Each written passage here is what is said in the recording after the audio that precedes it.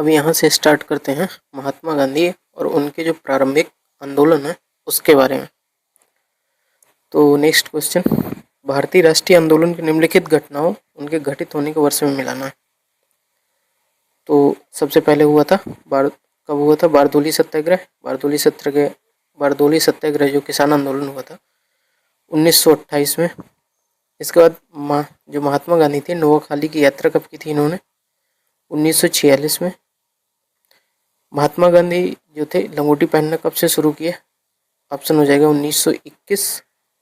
और ये जो अहमदाबाद में मिल मजदूर हुए थे, आंदोलन हुआ था, तो ये कब हुआ था? 1918 में। तो एक बात ध्यान रखने की बात है, जहाँ पे जो ये गांधी जी ने लंगोटी पहना, इसका मतलब होता है कि जब गांधी जी भारत भ्रमण कर रहे थे उन्होंने देखा कि सारा देश लगभग 70-80% जनता जो है गरीब है, उनके फटे वस्त्र ये सब, तो उन्होंने देखा। तो गांधी जी ने 1921 में अपना वस्त्र त्याग किया और तब से उन्होंने धोती पहनना स्टार्ट कर दी। इसलिए क्वेश्चन इम्पोर्टेंट हो जाता है, ना कि ये शब्द के वजह से कि गांधी जी ने ये क्वेश्चन, बस ये क्वेश्चन की फ्रेमिंग थोड़ा सही तरीके से कर देनी चाहिए थी। नेक्स्ट क्वेश्चन है कि निम्नलिखित में से किस घटना के बाद वल्लभ भाई पटेल को सरदार की उपाधि मिली थी? किस घटना के बाद? जब बारदोली सत्याग्रह हुआ था, बारदोली सत्याग्रह में जो वहाँ की महिलाएं थी, इन्होंने जो वल्लभ भाई पटेल थे इनको सरदार की उपाधि दी थी।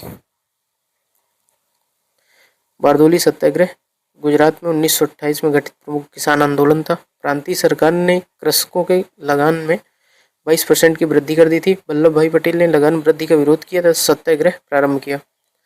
अंततः सरकार को विवश होकर लगान वृद्धि वापस लेना पड़ा और बारदोली सत्याग्रह के सफल होने पर वहां की महिलाओं की तरफ से महात्मा गांधी ने वल्लभ भाई पटेल को सरदार की उपाधि से संबोधित किया। तो किसने? लगभग महिलाओं ने वहां की सरदार पटेल को सरदार की उपाधि दी थी। 1919 में गांधी जी के खिलाफ जो सत्याग्रह का आह्वान किया गया था, जिस अधिनियम ने अभिव्यक्ति स्वतंत्रता जैसे मौलिक अधिकारों पर अंकुश लगाया, पुलिस शक्तियों को मजबूत किया। ऑप्शन हो जाएगा रॉलेट एक्ट। कब आया था? 1919 में। नो अपील नो दलील का कानून इसे कहा गया। ना कोई अपील और ना कोई दलील और ना ही कोई। इसमें वर्ष 1919 में गांधी जी ने रॉलेट एक्ट अधिनियम के खिलाफ सत्याग्रह का आह्वान किया। इस अधिनियम में अभिव्यक्ति की स्वतंत्रता जैसे मौलिक अधिकारों को अंकुश लगाया गया था और पुलिस शक्तियों को मजबूत किया गया था। इसके अनुसार किसी भी संदेहास्पद जो व्यक्ति को बिना मुकदमा चलाए गिरफ्तार किया जा सकता था, इसलिए इसे नो वकील नो दलील की कानून कहा गया था। इसको काला कानून कहा गया था। नेक्स्ट क्वेश्चन है, निम्नलिखित में से महात्मा गांधी का कौन सा सत्याग्रह नील कृषक आंदोलन की समस्याओं से जुड़ा हुआ है? कौन सा? चंपारण गए थे गांधी जी। 19वीं सदी के आरंभ में गोरे बागान मालिकों ने किसानों से एक अनुबंध करा लिया, जिसके तहत किसानों को अपनी जमीन के 3/20 यानी कि 20 भाग के 30वें हिस्से में नील की खेती अनिवार्य थी, जिसे तिनकठिया पद्धति कहा गया। जर्मनी में रासायनिक रंगों के आविष्कार के बाद चंपारण के यूरोपीय बागान मालिक नील की खेती बंद करने को मजबूर हुए। किसान भी इस अनुबंध से मुक्त होना चाहते थे, लेकिन इस अनुबंध से मुक्त करने के लिए एक बागान मालिकों ने लगान व अन्य गैर कानूनी करों को मनमाने ढंग से बढ़ा दिया। इस बढ़ोतरी के खिलाफ किसानों को विरोध काफी मुखर हुआ और किसानों के समक्ष उपस्थित जो संकट से मुक्ति दिलाने के लिए राजकुमार शुक्ल ने गांधी जी को चंपारण आने के लिए राजी किया।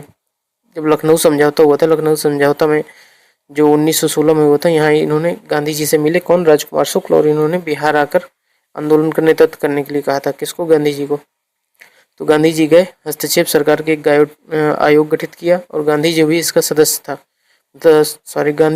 सदस्य थे। अंततः चंपारण एग्रीगेरियन एक्ट आया 1917 में। तिनकठिया पद्धति को समाप्त कर दिया गया। बागान मालिक थे अवैध वसूली का 1/4 वापस करने को राजी हुए। नेक्स्ट क्वेश्चन है, निम्नलिखित में से किसने महात्मा गांधी के खिलाफ आंदोलन से जुड़ने का विरोध किया था? ऑप्शन हो जाएगा सी, मोहम्मद अली जिन्ना। मोहम्मद अली जिन्ना ने महात्मा गांधी के खिलाफ जो खिलाफत आंदोलन से जुड़ने का विरोध किया। खिलाफत आंदोलन 1919 ईस्वी में मोहम्मद अली और शौकत अली के नेतृत्व में शुरू हुआ। इस आंदोलन के प्रारंभ होने का मुख्य कारण क्या था? तुर्की के खलीफा के पद को समाप्त करना। अखिल भारतीय खिलाफत कमेटी की अध्यक्षता महात्मा गांधी ने की। उसी समय अखिल भारतीय खिलाफत कमेटी की अध्यक्षता, जो अखिल भारतीय खिलाफत कमेटी नियुक्त की गई, बनाई गई और अध्यक्षता उसकी की महात्मा गांधी ने। गांधी के सत्याग्रह के सिद्धांत के संदर्भ निम्नलिखित में से क्या सत्य नहीं है? सत्याग्रह के संबंध क्या सत्य नहीं है? परहेज, किसी की सजा का प्रतिकार नहीं करना, अहिंसा और सत्यता, ये सब गांधी जी के सत्याग्रह के अंतर्गत आते हैं। गांधी के सत्याग्रह सिद्धांत के अनुसार सत्याग्रही का उद्देश्य शत्रु को पराजित करना नहीं, बल्कि उसका हृदय परिवर्तन कर उसे अनुकूल बनाना होना चाहिए। इनके सिद्धांत है अहिंसा, सत्य, किसी को सजा से प्रतिकार न करना, लेकिन परहेज इसमें नहीं है। चंपारण सत्याग्रह का नेतृत्व किसने किया था? चंपारण सत्याग्रह का नेतृत्व किया था महात्मा गांधी ने। चंपारण सत्याग्रह जो थे रामचंद्र शुक्ल ने गांधी जी को यहाँ आने के लिए बोला था, तो गांधी जी वहाँ पहुंचे थे चंपारण सत्याग्रह के लिए, जो 3 कटिया पद्धति थी, जो नील की खेती के लिए, उसके विरोध में यहाँ पर जो चंपारण सत्याग्रह हुआ। चंपारण सत्याग्रह कब हुआ था? 1917 में नेतृत्व गांधी जी ने किया था। 1915 में दक्षिण अफ्रीका से लौटने के बाद गांधी जी का प्रथम सफल सत्याग्रह था। उन्होंने इस सत्याग्रह चंपारण के किसान राजकुमार शुक्ल के आग्रह पर 3 कटिया पद्धति के विरुद्ध किया। 3 कटिया पद्धति में किसानों को अपने जमीन के 3/20 में 3/20वें भाग में नील की खेती करना अनिवार्य था। मतलब कि 20 भाग में से 3 भाग पर इनको नील की खेती करने के लिए अनिवार्य बनाया गया था। महात्मा गांधी भारत के किसके विरुद्ध थे? तीव्र औद्योगिकरण के, क्योंकि ये पंचायती राज को ज्यादा बढ़ावा देना चाहते थे। महात्मा गांधी भारत के तीव्र औद्योगिकरण के विरुद्ध थे। इस बात को गांधी जी ने अपनी पुस्तक हिंद स्वराज में खुद लिखा कि भारत में तीव्र औद्योगिकरण से सैकड़ों भारतीय मजदूर, बुनकर, जुलाहे, जो अन्य आम जनता है, बेरोजगार हो गई। अतः इसके विरोधी थे। किसके? जो औद्योगिकरण था, तीव्र औद्योगिकरण, उसके विरोधी थे। जबकि पंडित जवाहरलाल नेहरू थे, इसके पक्ष में थे। महात्मा गांधी जो दक्षिण अफ्रीका से किस वर्ष पहुंचे थे? दक्षिण अफ्रीका से भारत कब आए थे? महात्मा गांधी दक्षिण अफ्रीका में किस वर्ष पहुंचे थे? दक्षिण अफ्रीका कब गए थे महात्मा गांधी? 1893 में। महात्मा गांधी सेठ अब्दुल्ला के निमंत्रण में 1893 में दक्षिण अफ्रीका का एक मुकदमा लड़ने के लिए गए थे, लेकिन यहाँ भारतीयों के साथ भेदभाव देखकर जो गांधी के अंदर विचलित हो गए और डरबन से प्रिटोरिया यात्रा के दौरान गांधी जी को खुद भी इसके शिकार हुए। जब डरबन से प्रिटोरिया जा रहे थे तो गांधी जी इसके शिकार खुद हो गए, तभी इनको ट्रेन से बाहर फेंक दिया गया था। महात्मा गांधी के किस अमेरिकी जीवन लेखक ने लिखा कि असहयोग भारत और गांधी जी के जीवन में एक युग का नाम बन गया? तो ऑप्शन हो जाएगा इसका Louis Fischer. Option C, Mahatma Gandhi अमेरिकी जीवन लेखक लुई फिशर ने लिखा था कि असहयोग यानी भारत और गांधी जी के जीवन में एक युग का नाम बन गया। मोहनदास करमचंद गांधी का जन्म जो 2 अक्टूबर 1869 के गुजरात के पोरबंदर में हुआ था। गांधी जी राजनीतिक गुरु कौन थे? गोपाल कृष्ण गोखले। असहयोग आंदोलन की शुरुआत कब हुई थी? 1 अगस्त 1920 में। महात्मा गांधी ने निम्नलिखित में से किसे अपना राजनीतिक गुरु बनाया था? राजनीतिक गुरु किसको माना था? गांधी जी ने गोपाल कृष्ण गोखले को। महात्मा गांधी राजनीतिक गुरु थे, गोपाल कृष्ण गोखले थे। गोपाल कृष्ण गोखले मोहम्मद अली जिन्ना के भी राजनीतिक गुरु थे। महादेव गोविंद रनाडे के शिष्य गोपाल कृष्ण गोखले को वित्तीय मामलों में अद्वितीय समझ और उस पर अधिकार पूर्वक बहस करने की क्षमता के कारण उन्हें भारत का ग्लैडस्टोन कहा जाता है। महात्मा गांधी ने किस वर्ष कांग्रेस के अध्यक्ष बने? तो कब बने थे? जो 1924। महात्मा गांधी सिर्फ एक बार 1924 में बेलगांव अधिवेशन की अध्यक्षता की थी। रंग भेद के कारण महात्मा गांधी को किस वर्ष दक्षिण अफ्रीका के पीटरमर्ज जो रेलवे स्टेशन में प्रथम श्रेणी के रेल डिब्बे से सामान रहित बाहर फेंक दिया गया था? कब फेंका गया था? 1893 में।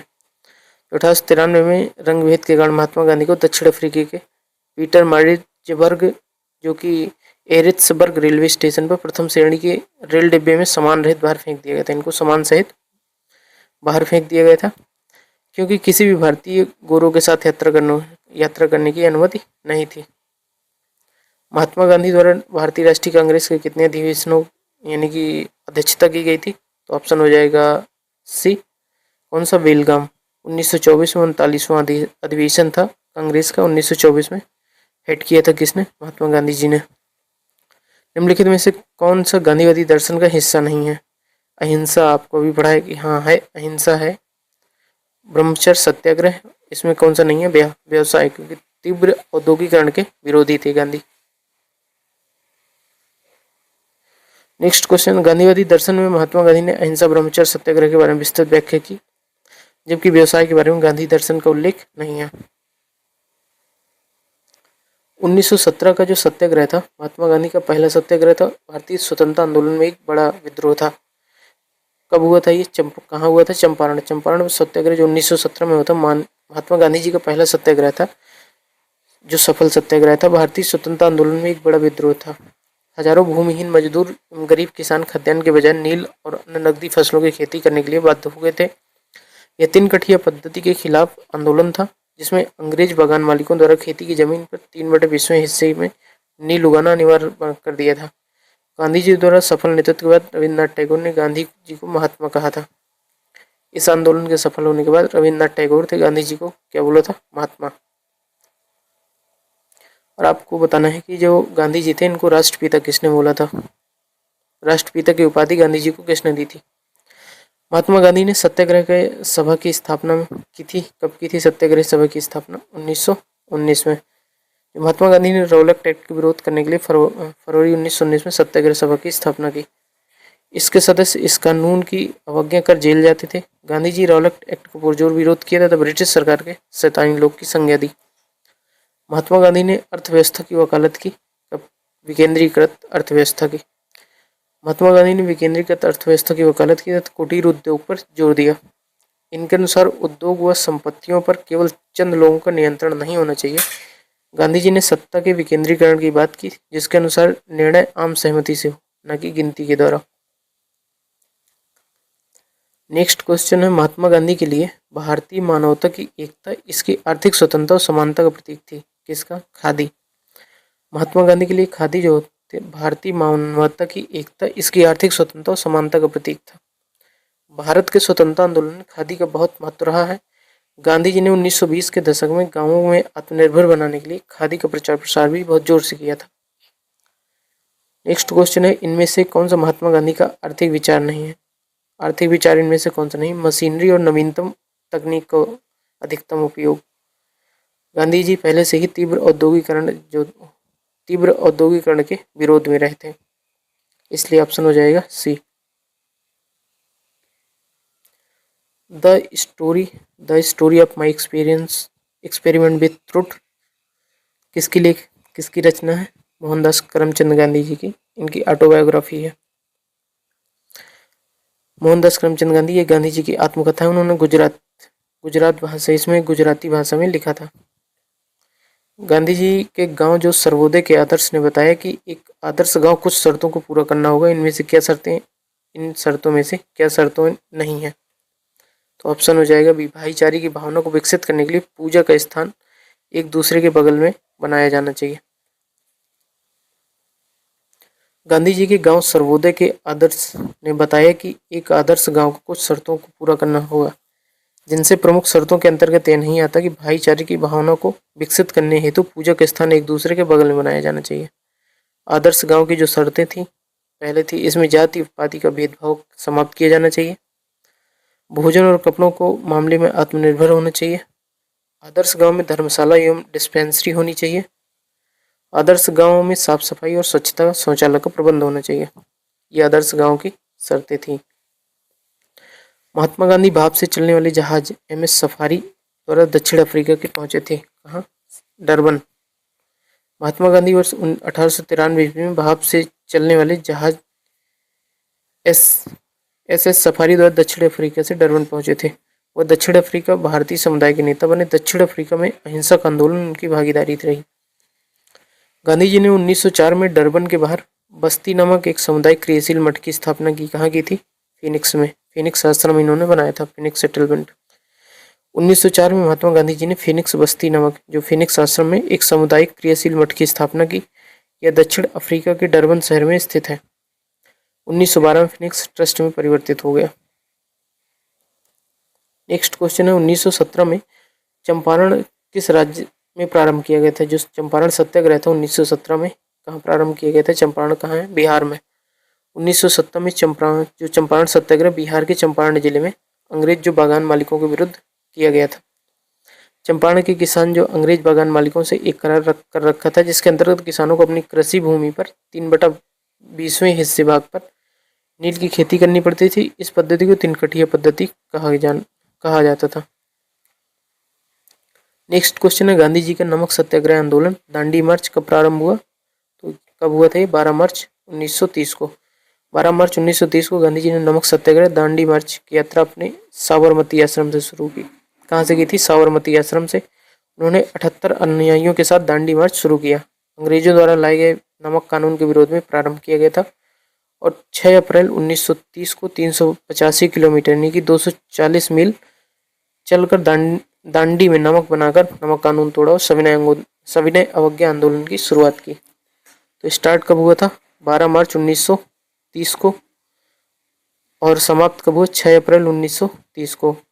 कहाँ से स्टार्ट हुआ था? साबरमती आश्रम से और दांडी में समाप्त हुआ। कितना हो? 240 मील दूरी पर। महात्मा गांधी को राष्ट्रपिता के नाम से सर्वप्रथम किसने संबोधित किया? तो ऑप्शन हो जाएगा इसका सी। जुलाई 1944 में सुभाष चंद्र बोस ने रंगून रेडियो स्टेशन से गांधी जी को राष्ट्रपिता कहते हुए उनके नाम जारी प्रसारण में निर्णायक जीत के लिए उनकी शुभकामनाएं मांगी। नेक्स्ट है जलियांवाला बाग कांड। तो जो जलियांवाला बाग मैसेकर है उसके बारे में देखते हैं। जलियांवाला बाग हत्याकांड कब हुआ था? ऑप्शन हो जाएगा 1919। जो 13 अप्रैल 1919 की घटना है जलियांवाला बाग। एक शांतिपूर्ण बैठक में शामिल लोगों पर ब्रिगेडियर जनरल डायर था, उसने गोली चलाने का आदेश दिया था, जिसमें हजारों निहत्थे पुरुष, महिलाएं और बच्चे मारे गए थे। ये रॉलेट एक्ट 1919 का ही शांतिपूर्ण विरोध कर रहे थे। इस घटना ने जलियांवाला बाग हत्याकांड कहा जाता है। 1940 में सरदार उधम सिंह ने जनरल डायर की हत्या कर दी थी। कब की थी जनरल डायर की? 1940 में, क्योंकि इसने जलियांवाला बाग हत्या जो उसमें थे लोग गए थे वहां पूजा और शांतिपूर्वक धरना के लिए, तो वहां पे उन्होंने जनरल डायर ने गोली चलवा दी थी। अमृतसर में जलियांवाला बाग कुख्यात जनसंहार किस दिन घटित हुआ था? 13 अप्रैल 1919 को। 13 अप्रैल 1919 को अमृतसर के जलियांवाला बाग में एक डॉक्टर सत्यपाल किचलू जो सत्यपाल थे और सैफुद्दीन किचलू की गिरफ्तारी के विरोध में यहीं पर एक जनसभा आयोजित हो रही थी। जनरल डायर ने यहाँ पर अंधाधुंध गोलियां चलाई और इसमें से लगभग 379 व्यक्ति, कांग्रेस समिति के अनुसार लगभग 1000 व्यक्ति मारे गए थे। रविन्द्रनाथ टैगोर ने किस नरसंहार के विरोध में नाइटहुड की उपाधि वापस कर दी थी? तो ऑप्शन हो जाएगा ये जलियांवाला बाग नरसंहार। जब जलियांवाला बाग हत्याकांड हुआ उसमें से रविन्द्रनाथ टैगोर ने ब्रिटिश जो वायसराय थे लॉर्ड चेम्सफोर्ड के काल में हुए, जो चेम्सफोर्ड के काल में जलियांवाला बाग हत्याकांड हुआ था, उसके विरोध में किसने? रविन्द्रनाथ टैगोर ने नाइटहुड की उपाधि अपनी वापस कर दी। नेक्स्ट है असहयोग आंदोलन, non cooperation movement. Gandhi ji ने किस घटना के कारण असहयोग आंदोलन को समाप्त किया था? तो ऑप्शन हो जाएगा ये चौरी चौरा कांड। चौरी चौरा उत्तर प्रदेश के गोरखपुर जिले में है। कहाँ? गोरखपुर जिले में। कब हुआ था? 4 फरवरी 1922 को एक हिंसक घटना घटित हुई।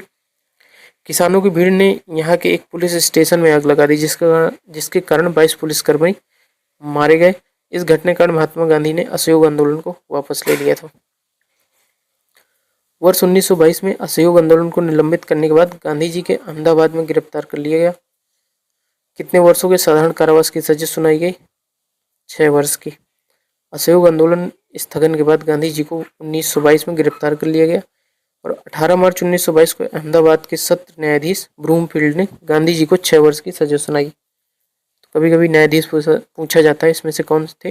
ब्रूमफील्ड ने गांधी जी को 6 साल की सजा सुनाई, जिसके बाद 5 फरवरी 1924 को बीमारी के कारण उनके समय से पूर्व रिहा कर दिया गया।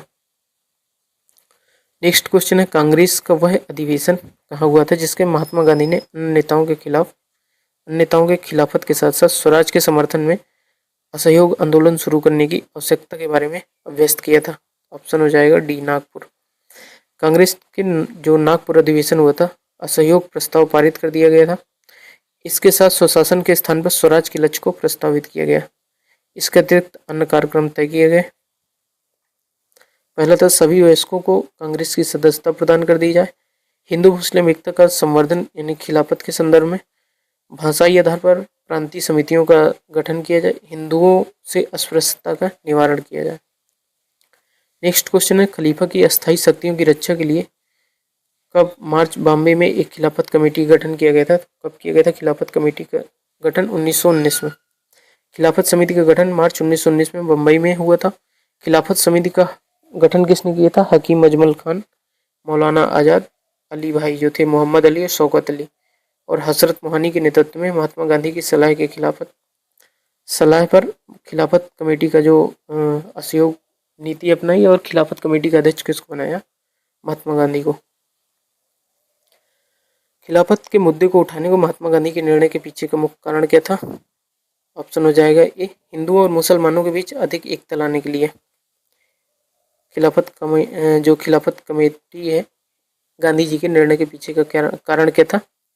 कि हिंदू और मुस्लिम एक साथ होकर जो असहयोग आंदोलन है उसको बल मिलेगा। नेक्स्ट क्वेश्चन है, निम्नलिखित में से कौन सा अधिनियम मॉन्टेग्यू चेम्सफोर्ड रिपोर्ट पर आधारित था? तो ऑप्शन हो जाएगा सी, भारत सरकार जो अधिनियम था 1919। पार्लियामेंट्री सुधार कब आया था? 1909 में। भारत सरकार अधिनियम 1919 मॉन्टेग्यू चेम्सफोर्ड रिपोर्ट पर आधारित था। इस अधिनियम द्वारा भारत में पहली बार प्रत्यक्ष चुनाव प्रणाली अपनाई गई। भारत में पहली बार प्रत्यक्ष चुनाव प्रणाली अपनाई गई। सांप्रदायिक आधार पर निर्वाचन प्रणाली का विस्तार करते हुए सिख, ईसाई, आंग्ल, भारतीय और यूरोपियों पर लागू कर दिया गया। इस अधिनियम के तहत प्रांतों में द्वैध शासन प्रणाली लागू की गई। अधिनियम का मुख्य उद्देश्य भारतीय शासन में भारतीयों की भागीदारी को बढ़ाना था।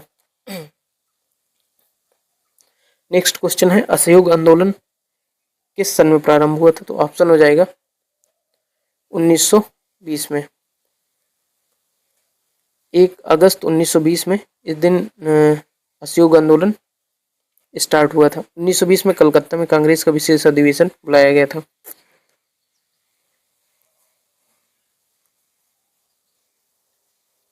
नेक्स्ट क्वेश्चन है, चौरी चौरा भारत के किस राज्य में है? तो चौरी चौरा भारत के किस राज्य में है? उत्तर प्रदेश के गोरखपुर में। चौरी चौरा कांड जो हुआ था 4 फरवरी 1922 को संयुक्त प्रांत यानी उत्तर प्रदेश के गोरखपुर जिले में चौरी चौरा स्थान पर हुआ था। यहाँ किसानों के जुलूस पर गोली चलाए जाने के कारण क्रुद्ध भीड़ ने थाने में आग लगा दी, जिससे 22 पुलिसकर्मी थे मारे गए। चौरी चौरा कांड से आहत होकर महात्मा गांधी ने असहयोग आंदोलन वापस ले लिया था। भारत सरकार ने चौरी चौरा घटना को 100 वर्ष पूरा होने पर उपलक्ष्य में 4 फरवरी को एक डाक टिकट भी जारी किया था। चौरी चौरा की घटना कब होती है? तो 4 फरवरी 1922 को। चौरी चौरा घटना है जिसके कारण गांधी जी अपना असहयोग आंदोलन बंद करना पड़ा। कहाँ था? गोरखपुर में चौरी चौरा। नेक्स्ट है, साइमन कमीशन और सविनय अवज्ञा आंदोलन।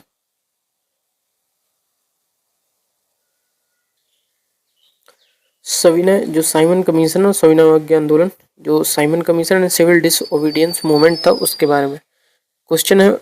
वर्ष 1928 में मोतीलाल नेहरू समिति द्वारा निम्नलिखित में से कौन सा अधिनियम विधेयक प्रस्तावित किया गया था? तो अधिकारों का बिल था। 1928 में मोतीलाल नेहरू समिति द्वारा अधिकारों का बिल विधेयक प्रस्तावित किया गया था। इस रिपोर्ट के अन्य सिफारिशें निम्न प्रकार थी। जो भारत को डोमिनियन राज्य का दर्जा दिया जाए, भारत एक संघ होगा जिसके नियंत्रण में केंद्र में द्विसदनीय विधानमंडल होगा, गवर्नर जनरल की स्थिति संवैधानिक मुखिया रहेगी। 1930 में महात्मा गांधी द्वारा सविनय अवज्ञा आंदोलन शुरू करने का कारण क्या था? इसमें ऑप्शन हो जाएगा आपका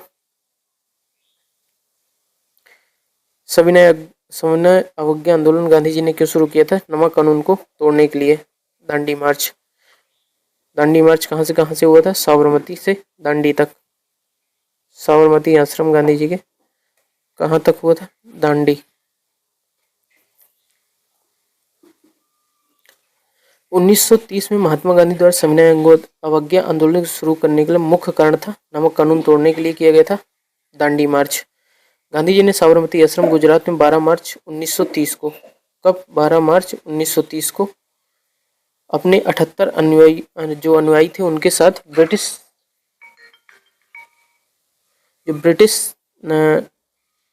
78 अनुयायियों के साथ ब्रिटिश नमक एकाधिकार के खिलाफ दांडी मार्च प्रारंभ किया।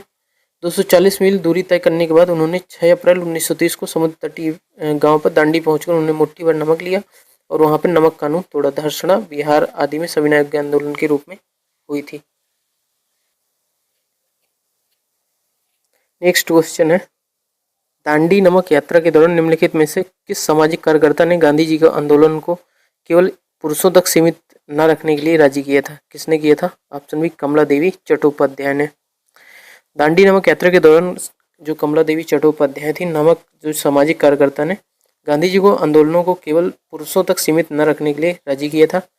24 दिवसीय इस मार्च को शुरुआत गांधी जी ने 12 मार्च 1930 के अहमदाबाद साबरमती आश्रम से 78 अनुयायियों के साथ की। 6 अप्रैल जो गांधी जी ने समुद्र के किनारे दांडी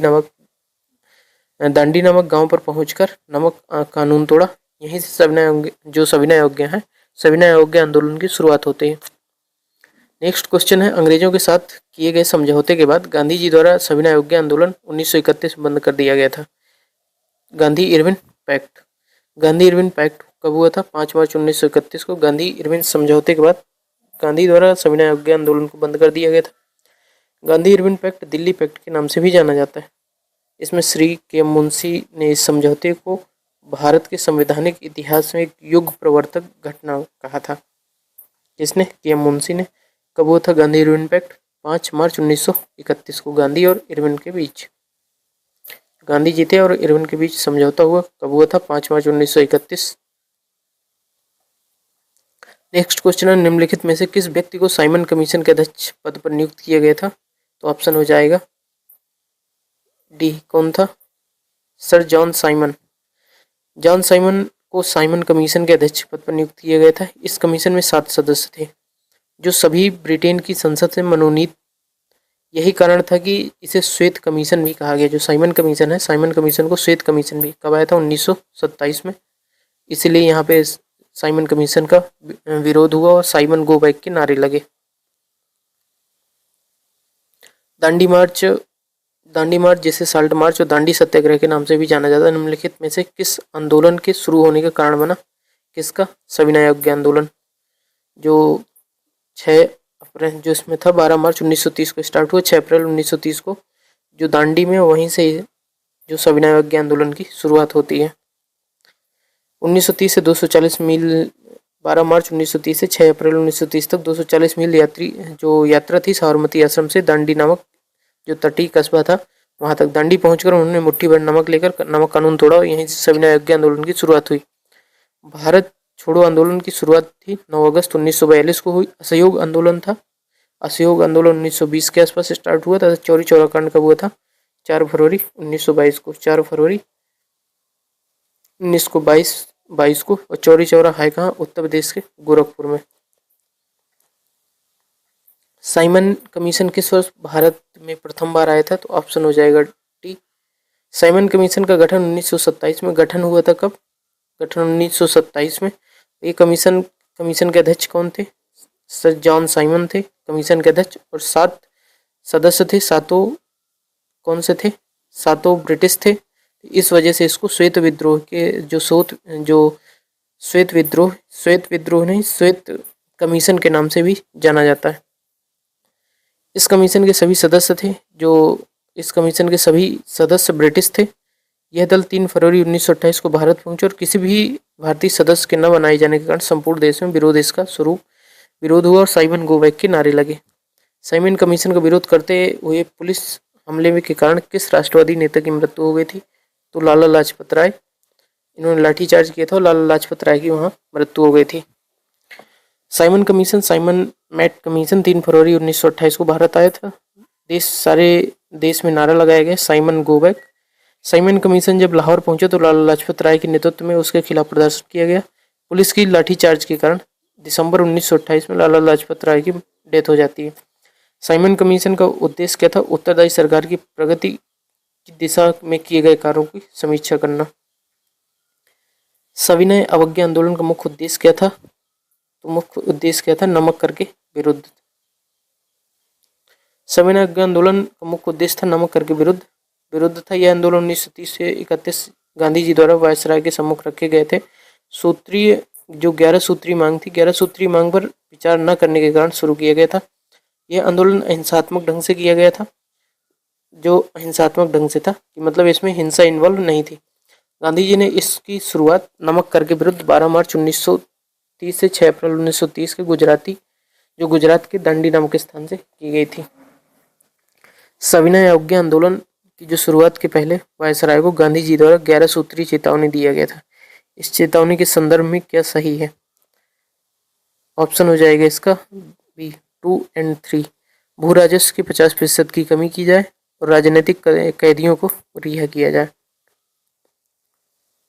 जो गांधी जी की 11 सूत्री मांग थी उसके बारे में देखते हैं। सविनय अवज्ञा आंदोलन 1930-31 प्रारंभ करने के पूर्व गांधी जी ने सरकार से एक बार फिर समझौता करने का प्रयास किया था।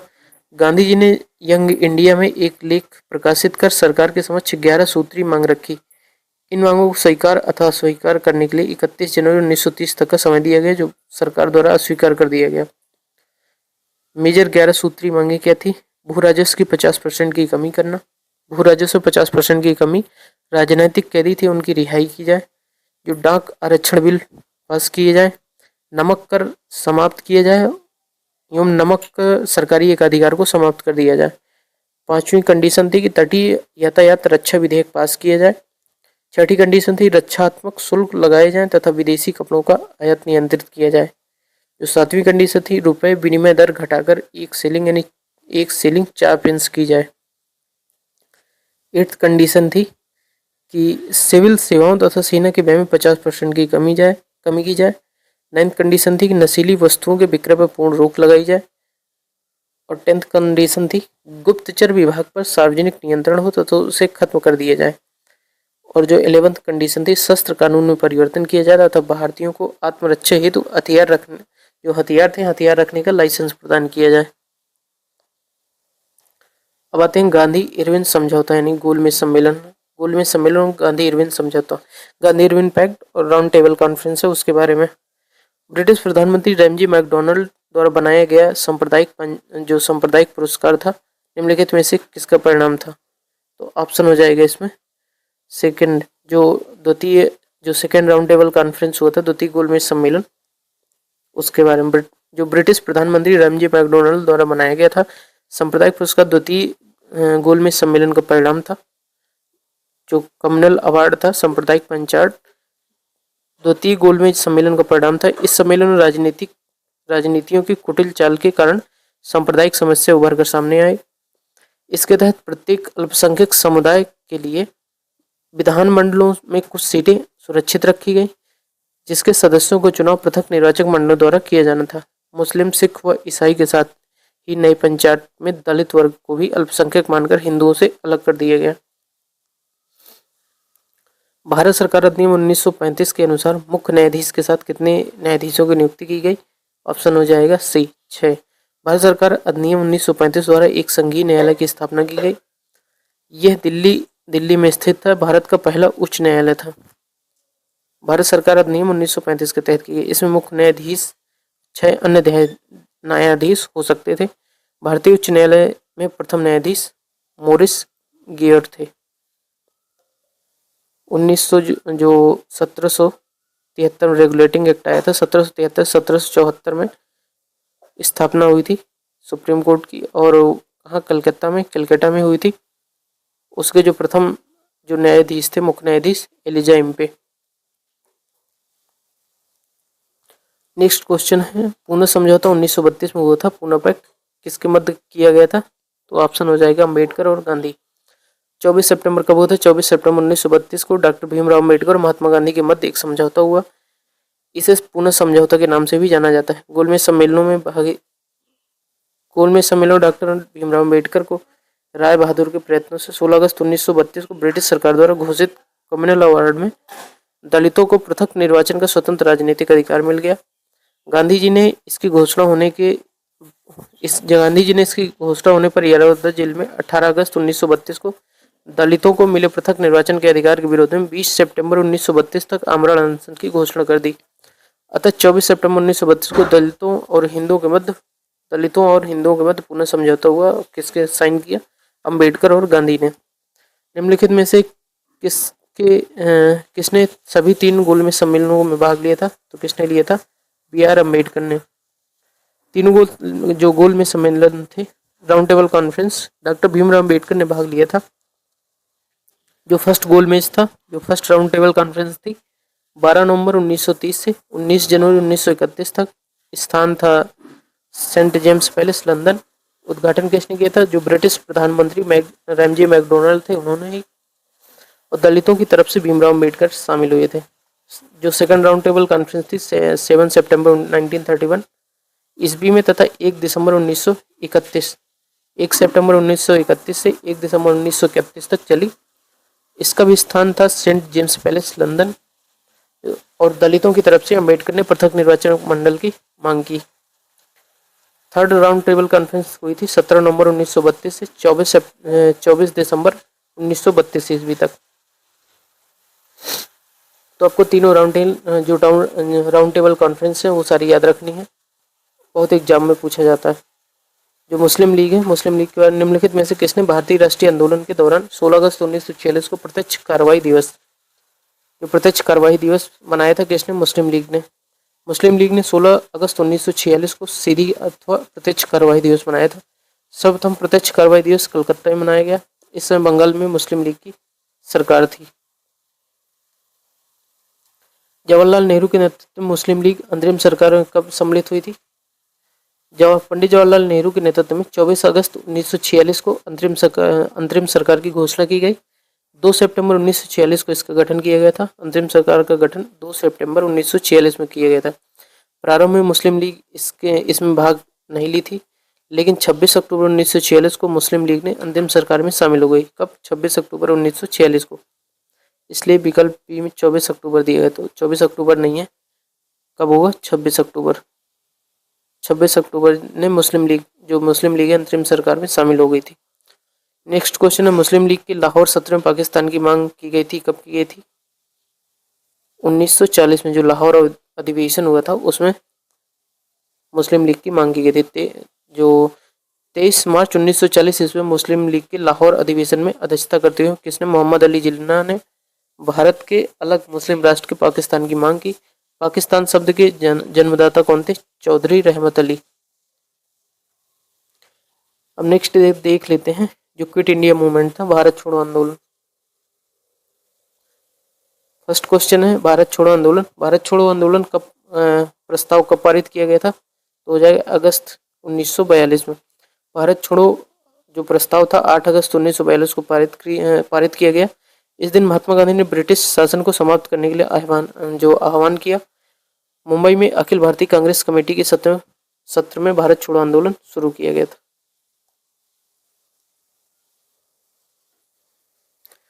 नेक्स्ट क्वेश्चन है, निम्नलिखित में से कौन सी घटना की प्रतिक्रिया में भारत छोड़ो आंदोलन चलाया गया था? तो ऑप्शन हो जाएगा डी, क्रिप्स मिशन की विफलता। भारत छोड़ो आंदोलन क्रिप्स मिशन की विफलता पर चलाया गया था। 8 अगस्त 1942 में महात्मा गांधी ने ब्रिटिश शासन को समाप्त करने का आह्वान किया और मुंबई में अखिल भारतीय कांग्रेस कमेटी के सत्र में भारत छोड़ो आंदोलन शुरू करने का निश्चय किया। नेक्स्ट है, करो या मरो का नारा किसने दिया था? तो ऑप्शन हो जाएगा डी, महात्मा गांधी ने। करो या मरो का नारा महात्मा गांधी द्वारा भारत छोड़ो आंदोलन 1942 के समय दिया गया था। यह आंदोलन 9 अगस्त 1942 को शुरू हुआ। भारत छोड़ो आंदोलन का जो नारा था यूसुफ मेहर अली ने लिखा था। कई बार क्वेश्चन पूछता किसने लिखा था, तो यूसुफ मेहर अली ने करो या मरो भारत छोड़ो आंदोलन के समय भारत छोड़ो आंदोलन का नारा लिखा था। दिल्ली चलो का नारा किसने दिया था? सुभाष चंद्र बोस। करो या मरो का नारा किसने दिया था? महात्मा गांधी ने। और भारत छोड़ो का नारा किसने लिखा था? यूसुफ मेहर अली ने। गांधी जी ने भारत छोड़ो आंदोलन कब शुरू किया था? तो ऑप्शन हो जाएगा इसका बी, 1942 में। गांधी जी ने भारत छोड़ो आंदोलन कार्य समिति ने 8 अगस्त 1942 को स्वीकार कर लिया और 9 अगस्त 1942 को आंदोलन शुरू हुआ। इसी आंदोलन में गांधी जी ने करो या मरो का नारा दिया था। किस आंदोलन के लिए महात्मा गांधी जी द्वारा करो या मरो का नारा दिया गया था? भारत छोड़ो आंदोलन 9 अगस्त 1942 में स्टार्ट हुआ था। करो या मरो का नारा महात्मा गांधी ने भारत छोड़ो आंदोलन के समय दिया था, जिसका अर्थ है भारत की जनता देश की आज़ादी के लिए हर तरह से प्रयत्न करे। आंदोलन के दौरान 8 अगस्त 1942 को अखिल भारतीय कांग्रेस कमेटी की बैठक कहाँ हुई थी? बम्बई के ग्वालियर टैंक में, जहां कुछ संशोधन के बाद भारत छोड़ो आंदोलन का प्रस्ताव स्वीकार कर लिया गया। 9 अगस्त को भोर में ही ऑपरेशन जीरो आवर 9 अगस्त को सुबह सुबह ही ऑपरेशन जीरो आवर के तहत कांग्रेस के महत्वपूर्ण नेताओं के अंग्रेजों ने गिरफ्तार कर लिए। जो ऑपरेशन जीरो आवर था 9 अगस्त को स्टार्ट हुआ भारत छोड़ो आंदोलन, क्योंकि 9 अगस्त को स्टार्ट होने वाला था। तो जितने भी कांग्रेस के महत्वपूर्ण नेता थे उनको ब्रिटिश गवर्नमेंट ने ऑपरेशन जीरो आवर के तहत गिरफ्तार कर लिया। कांग्रेस महत्वपूर्ण नेताओं को अंग्रेजों जो गिरफ्तार कर लिए, लेकिन भारत छोड़ो आंदोलन को नहीं रोक पाए, क्योंकि इस आंदोलन का नेतृत्व भारत की प्रत्येक जनता खुद कर रही थी। भारत छोड़ो आंदोलन या अगस्त आंदोलन 8 अगस्त 1942 को महात्मा गांधी द्वारा अखिल भारतीय कांग्रेस समिति के सत्र में कहाँ चलाया गया था? मुंबई में। ग्वालियर टैंक में इनकी मीटिंग होती है और वहीं से 9 अगस्त को स्टार्ट होता है भारत छोड़ो आंदोलन। अबुल कलाम आज़ाद नेक्स्ट अबुल कलाम आज़ाद की अध्यक्षता में 7 अगस्त 1942 को कांग्रेस कमेटी की जो बैठक है बम्बई की ग्वालियर टैंक में इस स्थान पर होती है। यही 8 अगस्त 1942 को गांधी जी को भारत छोड़ो प्रस्ताव कांग्रेस समिति ने स्वीकार कर लिया। इस प्रकार भारत छोड़ो आंदोलन की शुरुआत 9 अगस्त 1942 को हुई और इस आंदोलन को अगस्त क्रांति के नाम से भी जाना जाता है। अब देखते हैं कैबिनेट मिशन और संविधान सभा। Cabinet mission and constitutional assembly, constituent assembly. Question है 1972 में विंस्टन चर्चिल द्वारा गांधी जी और कांग्रेस के समझौता करने का प्रयास करने के लिए किसे भारत भेजा था? किसने? स्टैफोर्ड क्रिप्स को। 1942 में विंस्टन चर्चिल द्वारा गांधी जी और कांग्रेस के साथ समझौता करने का प्रयास करने के लिए किसको भेजा? सर स्टैफोर्ड क्रिप्स को, जिसे बोला गया क्रिप्स मिशन, भारत भेजा गया। निम्नलिखित में से किस ब्रिटिश योजना ने पाकिस्तान की मांग को अमान्य कर दिया था? तो ऑप्शन हो जाएगा सी, कैबिनेट मिशन ने। Cabinet mission Stafford Cripps, Pethick Lawrence और एवी अलेक्जेंडर 3 लोग थे कैबिनेट मिशन में। 24 मार्च 1946 के संदर्भ में ब्रिटेन के प्रधानमंत्री एटली द्वारा हाउस ऑफ कॉमन्स में यह घोषणा की गई कि ब्रिटिश सरकार है भारत की पूर्ण स्वतंत्रता के अधिकार को मान्यता प्रदान करती है। अतः भारतीयों को स्वतंत्र होने का अधिकार है तथा इसके साथ ही पूर्ण पाकिस्तान के गठन की मांग को अस्वीकार कर दिया गया। बलदेव सिंह अंतरिम सरकार के सदस्य स्वतंत्र भारत में पहली सरकार के किसके प्रमुख थे? रक्षा मंत्री थे। कैबिनेट मिशन 1946 में प्रस्ताव पर गठित अंतरिम मंत्रिमंडल के सदस्यों में बलदेव सिंह को रक्षा विभाग दिया गया, तो श्री राजगोपालाचारी थे शिक्षा विभाग, और आसफ अली को रेलवे तथा मुस्लिम लीग के सदस्य लियाकत अली खान को वित्त विभाग का कार्यभार सौंपा गया। अब है partition and freedom of India, Bharat का विभाजन और स्वतंत्रता। भारत के विभाजन को ब्रिटिश सरकार द्वारा स्वीकार किए जाने की घोषणा किसने की थी? तो ऑप्शन हो जाएगा माउंटबेटन ने। जो भारत के विभाजन को ब्रिटिश सरकार द्वारा भारत के विभाजन को ब्रिटिश सरकार द्वारा स्वीकार किए जाने की घोषणा माउंटबेटन द्वारा की गई थी। माउंटबेटन ने 3 जून 1947 को सत्ता हस्तांतरण की अपनी योजना प्रस्तुत की। 3 जून 1947। नेक्स्ट क्वेश्चन है निम्नलिखित में से कौन स्वतंत्र भारत का पहला भारतीय गवर्नर जनरल था? ऑप्शन हो जाएगा सी, सी राजगोपालाचारी। स्वतंत्र भारत के प्रथम अंतिम गवर्नर जनरल चक्रवर्ती राजगोपालाचारी 21 जून 1948 से 26 जनवरी 1950 तक थे। सी राजगोपालाचारी भारत के वकील, लेखक और राजनीतिक और दार्शनिक थे। वे 10 अप्रैल 1952 से 13 अप्रैल 1954 तक मद्रास प्रांत के मुख्यमंत्री भी रहे। भारत का विभाजन होने पर भारत और पाकिस्तान के बीच सरहदबंदी रेखा के रूप में 17 अगस्त 1947 को निम्नलिखित में से कौन सी लाइन प्रकाशित की गई थी? कब? 17 अगस्त 1947 को, रेड क्लिफ लाइन। भारत के विभाजन होने पर भारत और पाकिस्तान के बीच विभाजक रेखा के रूप में रेड क्लिफ द्वारा 17 अगस्त 1947 को रेड क्लिफ लाइन प्रकाशित की गई। किसके बीच? भारत और पाकिस्तान के बीच। यही भारत जो पाकिस्तान और अफगानिस्तान के बीच है डूरांड लाइन, मैकमोहन लाइन है भारत और चीन के बीच।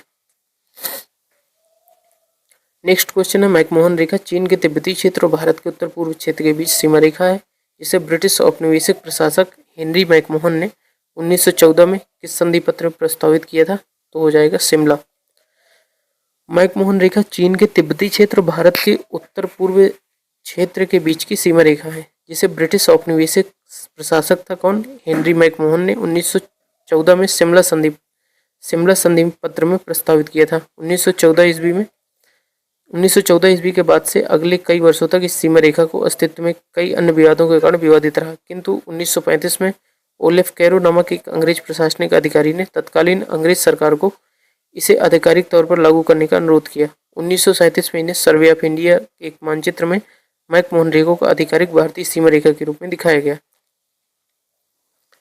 किसने घोषणा की कि 30 जून 1948 तक ब्रिटिश द्वारा भारत को स्वतंत्रता प्रदान कर दी जाएगी? तो आपका ऑप्शन सही हो जाएगा। ब्रिटेन के प्रधानमंत्री क्लीमेंट एटली ने यह घोषणा की कि ब्रिटिश सरकार द्वारा 30 जून 1948 तक भारत की पूर्ण स्वतंत्रता के अधिकार को मान्यता प्रदान कर दी जाएगी।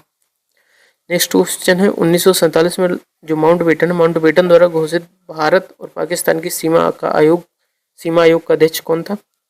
तो हो जाएगा रेडक्लिफ, सिरिल रेडक्लिफ।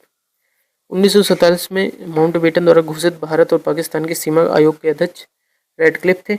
इन्हीं के नाम पर भारत पाकिस्तान के मध्य सीमा रेखा रेडक्लिफ सीमा रेखा कहते हैं।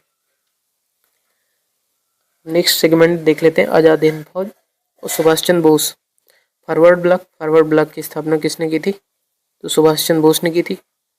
सुभाष चंद्र बोस ने फॉरवर्ड ब्लॉक की स्थापना वर्ष 1939 में की थी। इसका उद्देश्य बंगाल में राजनीतिक और प्रमुख समर्थन आधार को मजबूत करना था। सुभाष चंद्र बोस की भारतीय स्वतंत्रता लीग की अध्यक्षता किसने की थी? तो हो जाएगा ऑप्शन ए, रास बिहारी बोस ने। सुभाष चंद्र बोस को भारतीय स्वतंत्रता लीग की अध्यक्षता रास बिहारी बोस द्वारा सौंपी गई थी। उन्होंने स्वास्थ्य कारणों के चलते 1943 में सिंगापुर में उन्हें नेतृत्व सौंपा था। सुभाष चंद्र बोस ने 1944 में मोइरांग में INA ध्वज फहराया और वह शहर अब किस राज्य में या केंद्र शासित प्रदेश में स्थित है? तो ऑप्शन हो जाएगा डी, मोइरांग कहाँ है? मणिपुर में। यहाँ सुभाष चंद्र बोस ने 1944 में INA का ध्वज फहराया था।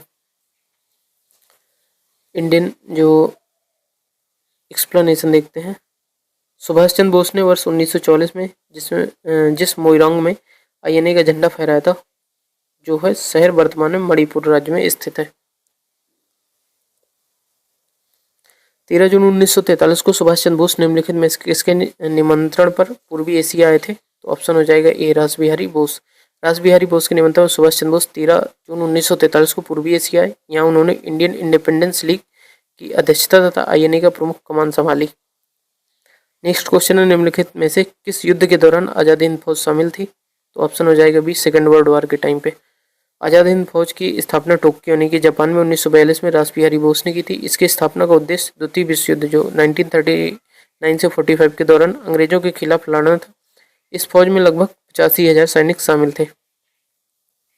नेक्स्ट क्वेश्चन है रास बिहारी बोस द्वारा संगठित भारतीय स्वतंत्रता लीग किस संगठन का एक अग्रदूत था? तो ऑप्शन हो जाएगा बी, भारतीय राष्ट्रीय फौज। जापान में रह रहे क्रांतिकारी रास बिहारी बोस ने जून 1942 में बैंकॉक सम्मेलन में इंडियन इंडिपेंडेंट लीग की स्थापना की। आजाद हिंद फौज का सर्वप्रथम विचार कैप्टन मोहन सिंह के मन में आया था। रास बिहारी बोस के निमंत्रण पर सुभाष चंद्र बोस सिंगापुर आए। जुलाई 1943 में रास बिहारी बोस ने इंडियन इंडिपेंडेंस लीग और आजाद हिंद फौज की कमान सुभाष चंद्र बोस को सौंप दी। आजाद हिंद फौज के सर्वोच्च सेनापति थे। हैसियत से सुभाष चंद्र बोस ने सिंगापुर के अस्थायी भारत सरकार की स्थापना की। कहाँ की थी? सिंगापुर में अस्थायी भारत सरकार की स्थापना की। अतः रास बिहारी बोस द्वारा संगठित भारतीय स्वतंत्रता लीग भारतीय राष्ट्रीय फौज संगठन के एक अग्रदूत थी। आजाद हिंद फौज किसके नेतृत्व में लड़ी गई? ऑप्शन हो जाएगा डी, सुभाष चंद्र बोस। आजाद हिंद फौज सुभाष चंद्र बोस के नेतृत्व में लड़ी। आजाद हिंद फौज का गठन 21 अक्टूबर 1943 को मोहन सिंह ने किया था। निम्नलिखित में से किस नेता ने नेताजी कहा जाता है? किसको कहा जाता है? सुभाष चंद्र बोस को। सुभाष चंद्र बोस को नेताजी के नाम से संबोधित किया जाता है। कायदे आजम किसको? मोहम्मद अली जिन्ना को। राष्ट्रपिता महात्मा गांधी को कहा जाता है। नेताजी सुभाष ने आजाद हिंद सरकार की स्थापना कब की थी? अक्टूबर 1943 में। नेताजी सुभाष चंद्र बोस ने आजाद हिंद फौज की स्थापना जो अक्टूबर 1943 में की थी। सुभाष चंद्र बोस ने 2 जुलाई 1943 को सिंगापुर पहुंचे और 5 जुलाई 1943 को रास बिहारी बोस ने भारतीय स्वतंत्रता लीग की अध्यक्षता सुभाष चंद्र बोस को सौंप दी और स्वयं परामर्शदाता बन गए। 21 अक्टूबर 1943 को सुभाष चंद्र बोस ने आजाद हिंद फौज के सर्वोच्च सेनापति की हैसियत से सिंगापुर में स्वतंत्र भारत की अस्थायी सरकार की स्थापना की। कहाँ की थी? सिंगापुर में। यहीं से बोस ने दिल्ली चलो और तुम मुझे खून दो मैं तुम्हें आज़ादी दूंगा जैसे नारे दिए थे।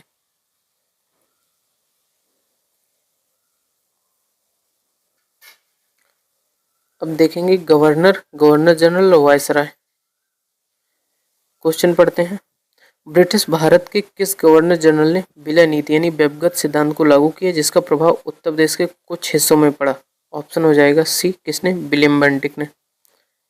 सॉरी, इसमें ऑप्शन होगा उपयुक्त में से कोई नहीं, क्योंकि ब्रिटिश भारत में गवर्नर जनरल लॉर्ड डलहौजी 1848 से 1856 में विलय नीति लागू की थी। किसने? डलहौजी ने। डलहौजी ने ही जो विलय नीति थी तो लागू की थी। इसी को हड़प नीति बोलते हैं। जो इस नीति के अनुसार सतारा, जैतपुर, संबलपुर, बघाट, झांसी, नागपुर, ये सब इन्होंने अपने शासनकाल में जो हड़प नीति के तहत इन सबको अधिग्रहण कर लिया था। किसको किसको? सतारा, जैतपुर, संबलपुर, बाघाट। और जो 1856 में है, 1856 में अवध को कुशासन का आरोप लगाकर ब्रिटिश राज्य में मिला लिया था। नेक्स्ट क्वेश्चन है, भारत में अंतिम ब्रिटिश वायसराय कौन था? तो ऑप्शन हो जाएगा सी, कौन था? Lord Mountbatten. भारत में अंतिम ब्रिटिश वायसराय माउंटबेटन था। सत्ता हस्तांतरण के लिए 24 मार्च 1947 को इसे भारत का गवर्नर जनरल बनाया गया। ये भारत का अंतिम वायसराय था। स्वतंत्र भारत का प्रथम गवर्नर जनरल था। स्वतंत्र भारत के प्रथम भारतीय गवर्नर जनरल कौन थे? ऑप्शन हो जाएगा आपका डी राइट, राजगोपालाचारी। स्वतंत्र भारत के प्रथम एकमात्र भारतीय गवर्नर जनरल राजगोपालाचारी थे। इन्होंने राजा जी के नाम से भी जाना जाता है। 1954 उन्हें भारत का सर्वोच्च नागरिक पुरस्कार भारत रत्न से सम्मानित किया गया। कब? 1954 में इनको भारत रत्न से सम्मानित किया गया था। 1851 में क्वेश्चन 1851 में गवर्नर जनरल डलहौजी ने निम्नलिखित में से किस राज्य का वर्णन एक चेरी जो एक दिन हमारे मुंह में गिरेगी के रूप में किया था? किसको? अवध को। 1851 में जो डलहौजी ने अवध राज्य का वर्णन एक चेरी जो एक दिन हमारे मुंह में गिरेगी के रूप में किया था, जो कुशासन के बहाने हम इसके विलय की इच्छा को दर्शाता था। कोलकाता स्थित फोर्ट विलियम कॉलेज की स्थापना वर्ष 1800 में किसने की थी? ऑप्शन हो जाएगा बी, वेलेजली ने। जो रिचर्ड वेलेजली थे उन्होंने 1800 में कोलकाता में फोर्ट विलियम कॉलेज की स्थापना की। तत्कालीन गवर्नर रिचर्ड वेली द्वारा की गई थी, जो कलकत्ता के फोर्ट विलियम परिसर में के अंदर है। इस कॉलेज का उद्देश्य ब्रिटिश अधिकारियों को भारतीय भाषाओं यानी कि हिंदी, उर्दू, फारसी, बंगाली में प्रशिक्षण देना था। नेक्स्ट क्वेश्चन है, किस वर्ष ब्रिटिश सरकार द्वारा शस्त्र अधिनियम पारित किया गया जो भारतीयों के हथियार रखने को मना करता था? ऑप्शन हो जाएगा ए, 1878। वर्ष 1878 में वायसराय लेटन के कार्यकाल में ब्रिटिश सरकार द्वारा शस्त्र अधिनियम यानी आर्म्स एक्ट पारित किया गया, जिसने भारतीयों को बिना लाइसेंस के शस्त्र हथियार रखना, उसका व्यापार करना एक दंडनीय अपराध बना दिया, क्योंकि अंग्रेज नहीं चाहते थे कि 1857 के विद्रोह की तरह फिर से कोई विद्रोह हो, जबकि यूरोपीय और यूरेशियाई लोगों के बीच इसमें छूट थी। ब्रिटिश भारत की पहली पूर्ण आधुनिक समकालिक जनगणना आयोजित की गई थी। कब? 1881 से। ब्रिटिश भारत की पहली पूर्ण आधुनिक समकालिक जनगणना जो थी 1881 में रिपन के टाइम पे स्टार्ट हुई, जो नियमित रूप से हर 10 साल में होनी थी। जो जनगणना थी, बाकी जनगणना की शुरुआत 1872 में किसने की थी? जो मेयो थे। मेयो ने 1872 में फर्स्ट जो सेंसस थी उन्होंने किया। वर्ष 1881 में जनगणना आयुक्त WWC प्लेडन थे। स्वतंत्र भारत की पहली जनगणना कब हुई थी? 1951 ईस्वी में संपन्न हुई, जिसकी गणना आयुक्त कौन थे? R A Gopalaswamy. Next question है, 1942 में बंगाल के प्रथम गवर्नर जनरल कौन थे? तो ऑप्शन हो जाएगा बी, वारेन हेस्टिंग। बंगाल के प्रथम गवर्नर जनरल वारेन हेस्टिंग थे। वारेन हेस्टिंग 1773 से 85 तक थे। कलकत्ता में एक मदरसा की स्थापना की।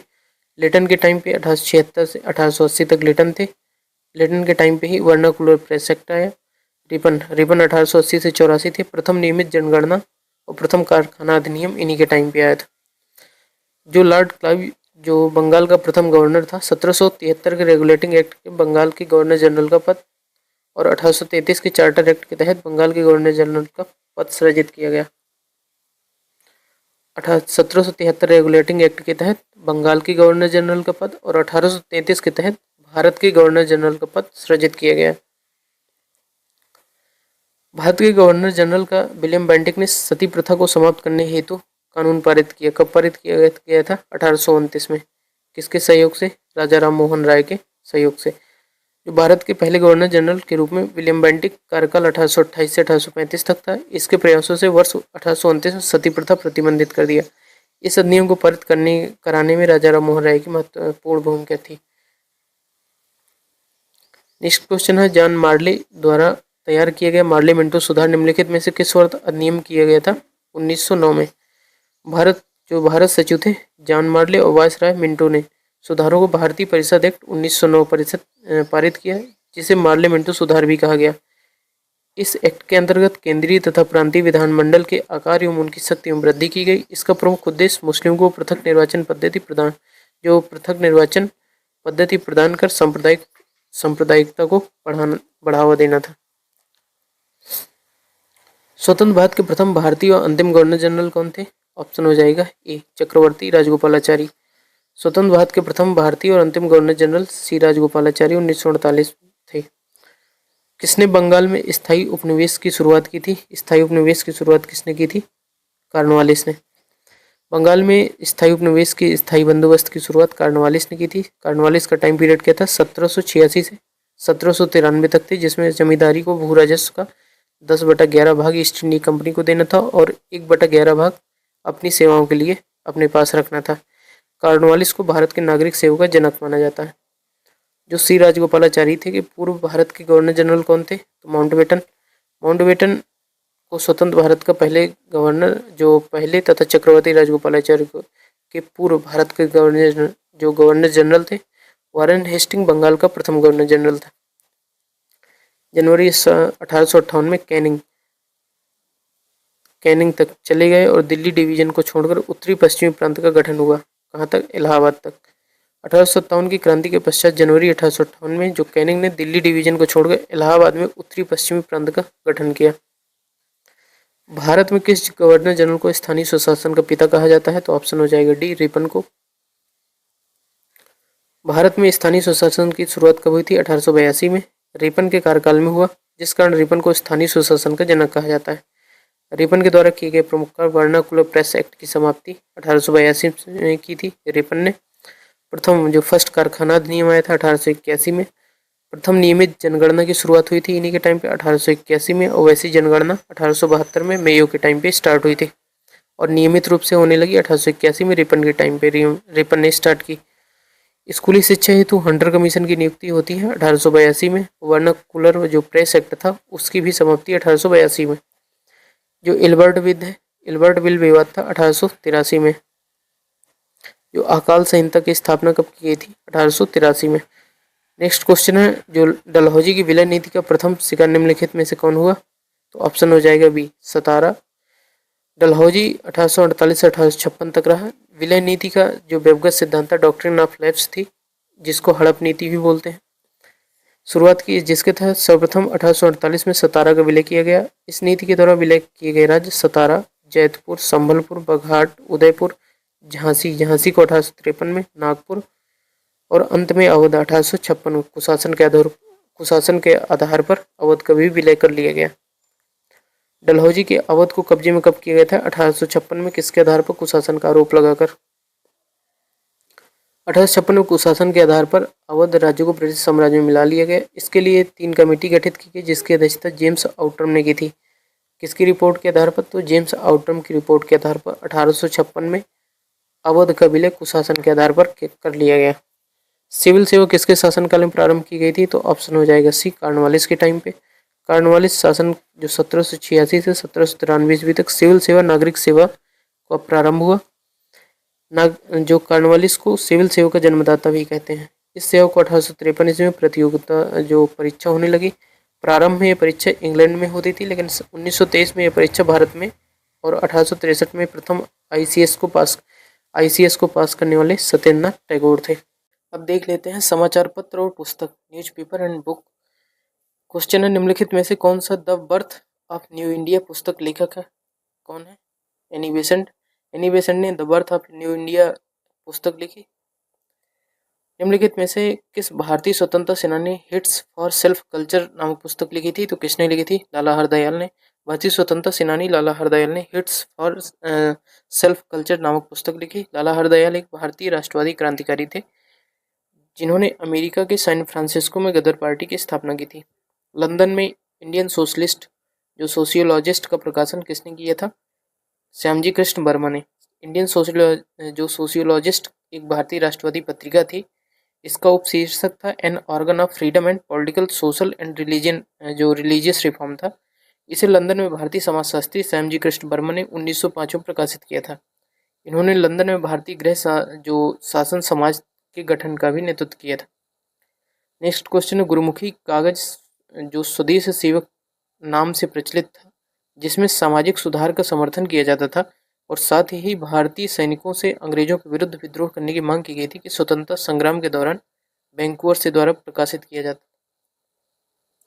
ऑप्शन हो जाएगा इसका ए, जी.डी. कुमार। जी.डी. कुमार ने इंडिया हाउस यानी लंदन की तर्ज पर वैंकूवर यानी कनाडा में स्वदेश सेवक होम की स्थापना की थी। किसने? जी.डी. कुमार ने। तथा गुरुमुखी में स्वदेश सेवक नामक पत्र प्रकाशित किया जो सामाजिक सुधारों के साथ साथ सैनिकों से विद्रोह की भी मांग करता था। तारकनाथ दास भी इस संस्था से जुड़े थे। 1881 में केसरी अखबार की स्थापना किसने की? तो ऑप्शन हो जाएगा डी, बाल गंगाधर तिलक ने। केसरी मराठी भाषा का एक समाचार पत्र था जिसका प्रथम अंक 1881 में बाल गंगाधर तिलक ने प्रकाशित किया। इस पत्र का उपयोग भारतीय स्वतंत्रता संग्राम को वाड़ी देने के लिए किया गया था। समाचार पत्र आज भी तिलक के वंशजों केसरी मराठा ट्रस्ट द्वारा प्रकाशित होता है। तो 1881 में केसरी अखबार किसके द्वारा निकाला गया था? बाल गंगाधर तिलक। केसरी और मराठा दोनों। नेक्स्ट क्वेश्चन है, निम्नलिखित में से कौन राष्ट्रीय नेता poverty and British rule in India के लेखक थे? किसने लिखा था? दादा भाई नौरोजी ने। इसी में उन्होंने धन निष्कासन के सिद्धांत दिया था पहली बार। दादा भाई नौरोजी ने ब्रिटिशकालीन भारत के एक प्रसिद्ध पारसी बुद्धिजीवी, शिक्षा शास्त्री और राजनीतिक एवं राष्ट्रीय सामाजिक नेता थे। इन्हें भारत का वयोवृद्ध पुरुष कहा जाता है। दादा भाई नौरोजी ने अपनी पुस्तक poverty and British rule in India में आर्थिक निकास इन धन निष्कासन के उदाहरणों को प्रस्तुत किया था। हिंद स्वराज के लेखक कौन थे? मोहनदास करमचंद गांधी। महात्मा गांधी हिंद स्वराज के लेखक थे। मोहनदास करमचंद गांधी हिंद स्वराज, यंग इंडिया और हरिजन ये सब पुस्तकें किसने लिखी? मोहनदास करमचंद गांधी जी थे। जवाहरलाल नेहरू ने Discovery of India. Subhash Chandra Bose की पुस्तक है Indian struggle. Dadabhai Naoroji poverty and British rule in India. Doctor Rajendra Prasad ने लिखी इंडिया डिवाइडेड। सारे जहां से अच्छा हिंदुस्तान हमारा के रचयिता कौन थे? ऑप्शन हो जाएगा बी, मोहम्मद इकबाल। रविन्द्रनाथ टैगोर ने गीतांजलि के लेखक है। मोहम्मद इकबाल सारे जहां से अच्छा हिंदुस्तान हमारा। महात्मा गांधी ने लिखी Hind Swaraj. Discovery of India किसने लिखी थी? जवाहरलाल नेहरू ने। Discovery of India Jawaharlal Nehru ने, यंग इंडिया महात्मा गांधी ने, केसरी और गीता रहस्य बाल गंगाधर तिलक ने, इंडियन स्ट्रगल सुभाष चंद्र बोस ने। निम्नलिखित में से स्वतंत्र नामक समाचार पत्र का पत्रिका के संपादक कौन थे? संस्थापक कौन थे इसके स्वतंत्र के? मोतीलाल नेहरू स्वतंत्र समाचार पत्र संस्थापक मोतीलाल नेहरू थे। इस समाचार पत्र को मोतीलाल नेहरू ने 9 फरवरी 1919 को इलाहाबाद से प्रकाशित किया था। कहाँ से किया था? 9 फरवरी 1919 को इलाहाबाद से प्रकाशित किया, लेकिन अंग्रेजों के दमन के कारण 2 वर्ष बाद इन्हें बंद करना पड़ा। नेक्स्ट क्वेश्चन है, अ नेशन इन मेकिंग के लेखक कौन है? Surendranath Banerjee, S N. Banerjee. A nation in making के पुस्तक के लेखक सुरेंद्र नाथ बनर्जी थे। दैताभागी बंगाली नामक पत्रिका का संपादन 1925 में सुरेंद्र नाथ बनर्जी द्वारा किया गया था। भारत में वंदे मातरम पत्रिका का स्थापना किसने की थी? तो ऑप्शन हो जाएगा सी, अरविंदो घोष थे जो। भारत ने वंदे मातरम 1905 में अरविंदो घोष द्वारा प्रकाशित अंग्रेजी भाषा का साप्ताहिक समाचार पत्र था। इस पत्रिका का प्रकाशन मुख्य रूप से कलकत्ता से होता था।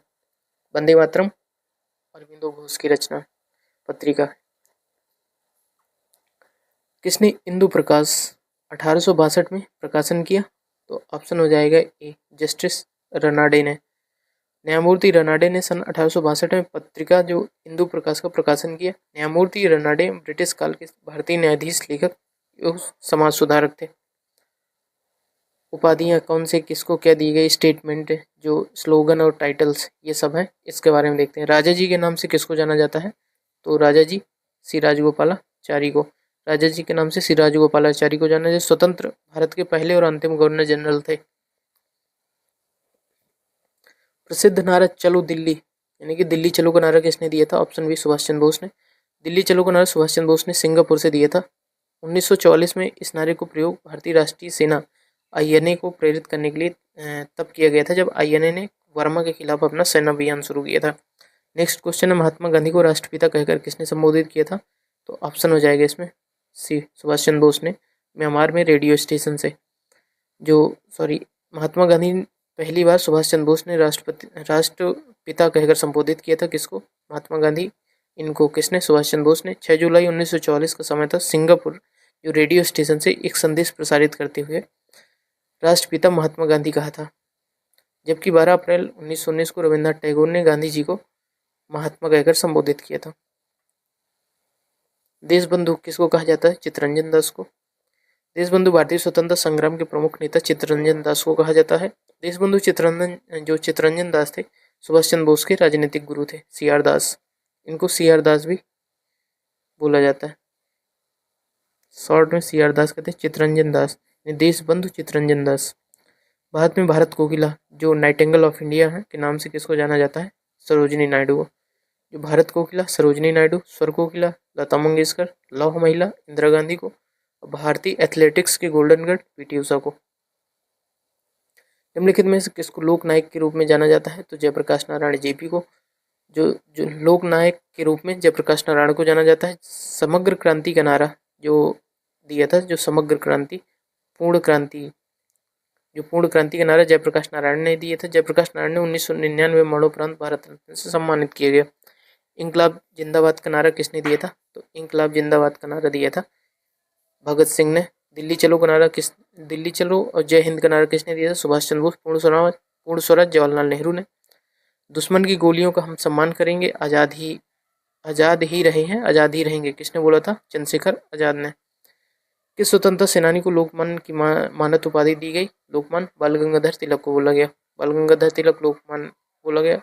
जो लाला लाजपत राय थे, पंजाब केसरी साइमन कमीशन जब आया था 1928 में, उसके समय इनकी जो लाहौर से ये प्रोटेस्ट कर रहे थे तो उसमें इनकी लाठीचार्ज के कारण इनकी मृत्यु हो गई थी।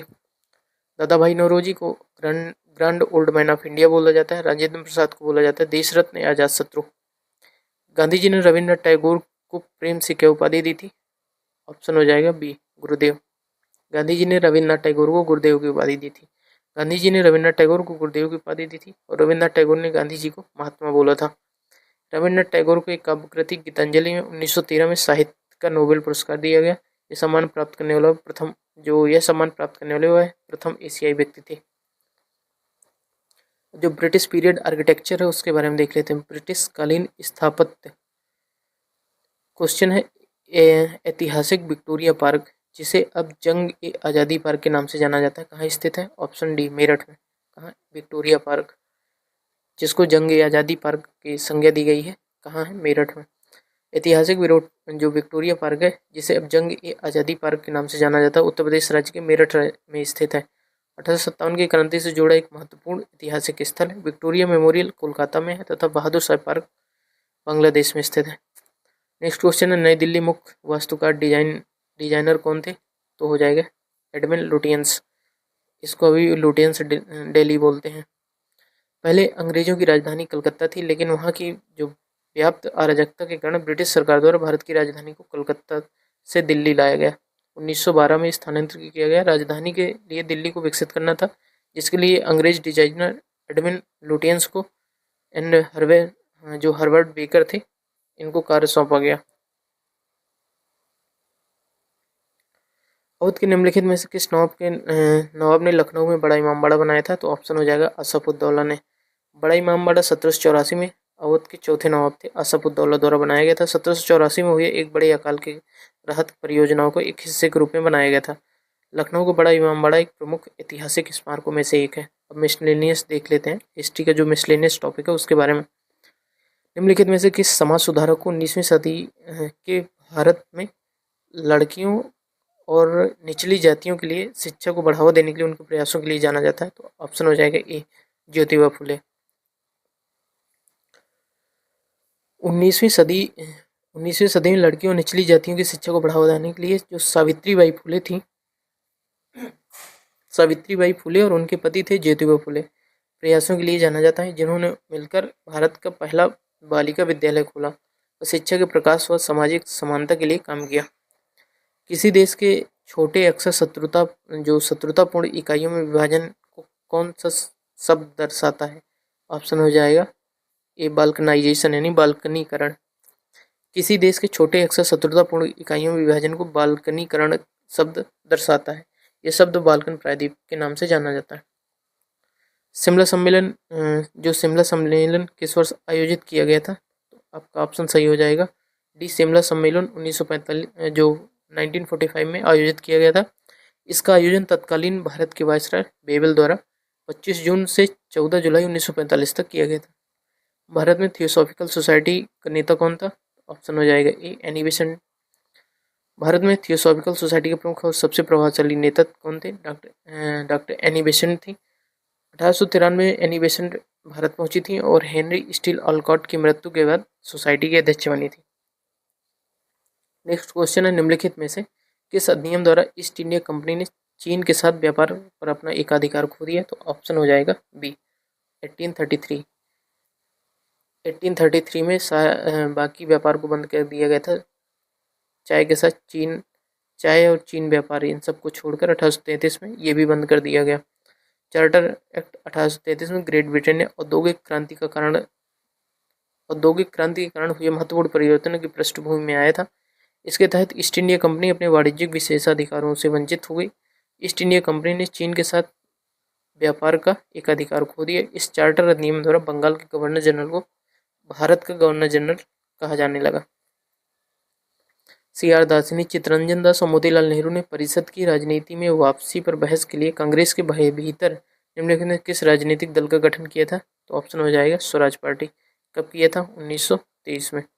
CR दास ने मोतीलाल नेहरू ने परिषद की राजनीतिक में वापसी बहस के लिए कांग्रेस के भीतर स्वराज पार्टी का गठन किया 1923 में। सितंबर 1923 में दिल्ली में हुए कांग्रेस के विशेष अधिवेशन स्वराज पार्टी को मान्यता प्रदान की गई।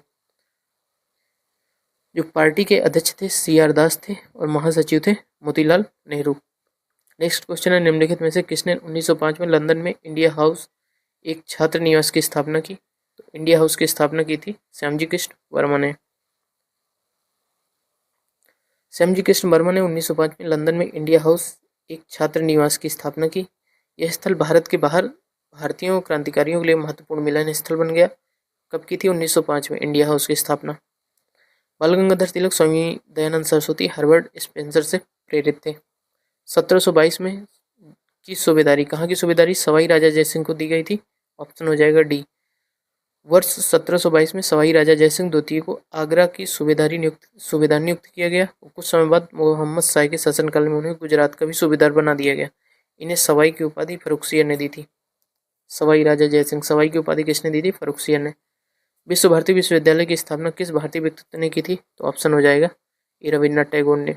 विश्व भारती विश्वविद्यालय की स्थापना 1921 में रविन्द्रनाथ टैगोर ने की थी। ये पश्चिम बंगाल के शांति निकेतन में स्थित है। 1951 में संसद में एक अधिनियम द्वारा एक केंद्रीय विश्वविद्यालय का दर्जा प्रदान किया गया था। कब? 1951 में।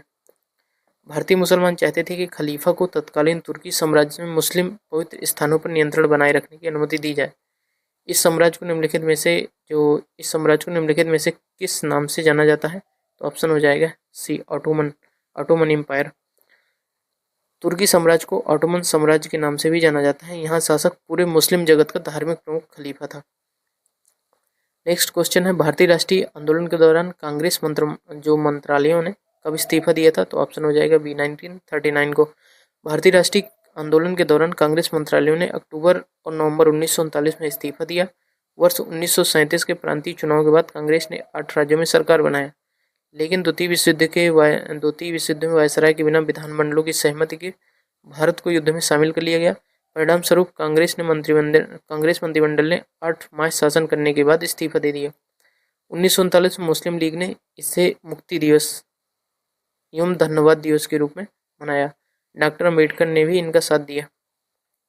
नेक्स्ट क्वेश्चन है, निम्नलिखित मोतीलाल जो तेजावत भारतीय राष्ट्रीय आंदोलन के दौरान एक प्रसिद्ध व्यक्तित्व थे, वह भारत के निम्नलिखित में से किस क्षेत्र से संबंधित थे? तो ऑप्शन है आपका मध्य प्रदेश, हरियाणा, गुजरात और राजस्थान। सही आंसर देख लेते हैं। इसमें आपका सही आंसर हो जाएगा डी।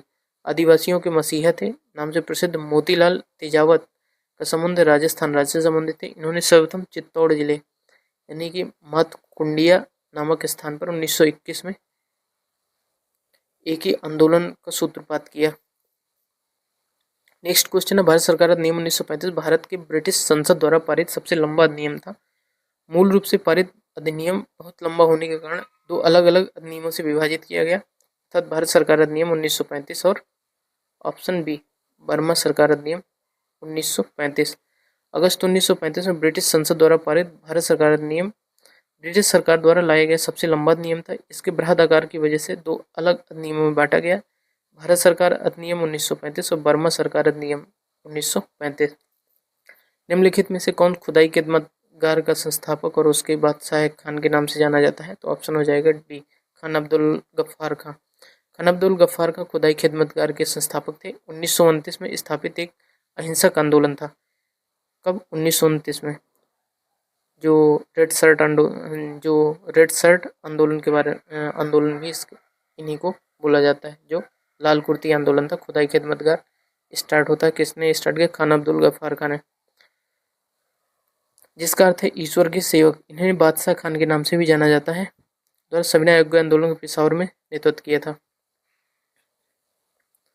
सरकार के निम्नलिखित में से किस अधिनियम के कारण मुंबई में सिंध प्रांत का निर्माण हुआ? ऑप्शन हो जाएगा डी भारत सरकार अधिनियम 1935 से। भारत सरकार अधिनियम 1935 के द्वारा मुंबई से सिंध प्रांत का निर्माण हुआ 1937 में।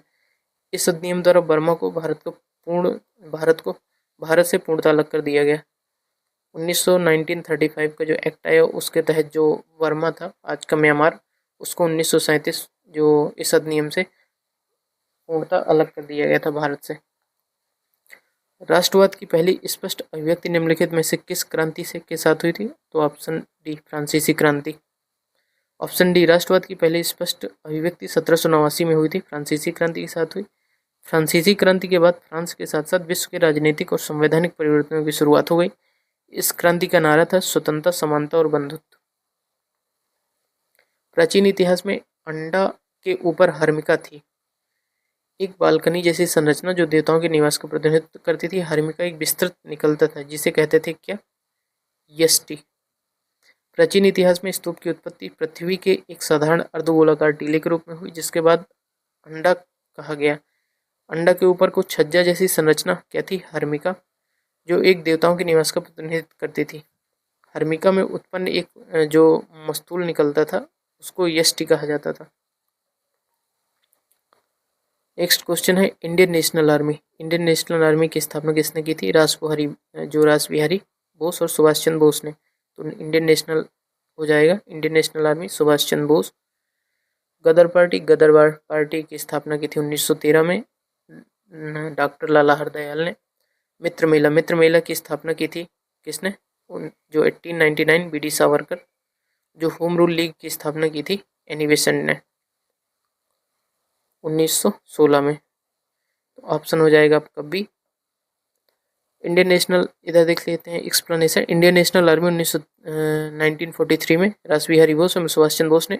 गदर पार्टी 1913 में लाला हरदयाल एवं सोहन सिंह भाकना ने। मित्र मेला 1899 में विनायक दामोदर सावरकर थे। और 1916 में हुई थी होम रूल लीग की स्थापना किसने की थी? एनी बेसेंट ने। बल्कि बाल गंगाधर तिलक ने भी होम रूल लीग की स्थापना की थी 1916 में, जबकि एनी बेसेंट ने सितंबर 1916 में की थी और बाल गंगाधर तिलक ने अप्रैल 1916 में। नेक्स्ट क्वेश्चन है, निम्नलिखित में किस क्रम में भारत आए थे? तो क्रम देखना है, सबसे पहले कौन आएगा? तो सबसे पहले आएगा कौन? फाहियान। फाहियान किसके टाइम पे आए थे? फाहियान 399 to 414 में चंद्रगुप्त विक्रमादित्य के टाइम पे आए थे। वेनसांग किसके समय? हर्षवर्धन के टाइम पे। और टॉमस रो तो जहांगीर 1615 से 1619। तो ऑप्शन हो जाएगा आपका सी। इनमें से किसे भारत का grand old man of India बोला जाता है? किसको? दादा भाई नौरोजी को। दादा भाई नौरोजी ने उनके कार्यों को सम्मान में भारत के का ग्रैंड ओल्ड मैन के नाम से जाना जाता है। इन्होंने 1866 में ईस्ट इंडिया एसोसिएशन की स्थापना की। दादा भाई नौरोजी को वर्ष 1886, 1893 और 1906 कांग्रेस का अध्यक्ष चुना गया था। कब? 3 बार, 1886, 1893 और 1906 में। उल्लेखनीय कि इनकी प्रसिद्ध रचना थी poverty and un-British rule in India. Bharat में धन बहिर्गमन का जो धन निष्कासन का सिद्धांत था इसमें दिया गया था। कौन सा सही नहीं है? 261 कलिंग युद्ध, BC 261 BC में कलिंग युद्ध हुआ था। 78 AD में शक संवत की शुरुआत हुई थी, ये भी सही है। 622 AD में मुस्लिम युग की शुरुआत होती है। और जो 1709 में औरंगजेब की मृत्यु, ये गलत हो गया, 1707 में। औरंगजेब की डेथ कब होती है? 1707 में, 707। वह मुख्य जो मुगल वंश का अंतिम और प्रतापी बादशाह था, वो मकबरा, इसका मकबरा कहाँ है? औरंगाबाद। जो औरंगजेब ने औरंगाबाद में अपनी पत्नी रबिया उद्दौरानी की स्मृति में ताजमहल की तरह मकबरा बनवाया था। लाल किले में इसके भीतर मोती मस्जिद बनवाई थी। लाल किले के भीतर मोती मस्जिद बनवाई गई 7800 ईस्वी में। शक संवत की शुरुआत कुषाण शासक कनिष्क ने की थी। कलिंग का युद्ध 261 ईसा पूर्व में मौर्य सम्राट अशोक द्वारा कलिंग के मध्य हुआ था। 622 ईस्वी में पैगम्बर मोहम्मद मक्का से मदीना विस्थापन के दिन इस्लामी कैलेंडर की शुरुआत मानी जाती है। शासन से निम्नलिखित जो भारत के शासन करने के लिए शासकों का कालानुक्रम सही क्रम क्या है? तो इसमें ऑप्शन हो जाएगा आपका बी। सबसे पहले हो जाएगा 4 इल्तुतमिश, क्योंकि सबसे पहले कुतुबुद्दीन ऐबक आराम शाह है, और उसके बाद इल्तुतमिश, ये क्योंकि ये किसका? गुलाम वंश का जो दिल्ली सल्तनत थी, दिल्ली सल्तनत गुलाम वंश का जो शासक था इल्तुतमिश। इसके बाद आ जाएगा खिलजी वंश का शासन आता है अलाउद्दीन खिलजी। अलाउद्दीन खिलजी के बाद आ जाएगा कौन? शेरशाह सूरी। और शेरशाह सूरी के बाद अकबर। अकबर क्योंकि मुगल काल 1526 में 1526 में पानीपत का प्रथम युद्ध होता है। पानीपत के प्रथम युद्ध के साथ ही 1526 में मुगल काल की स्थापना हो जाती है। कौन करता है? बाबर।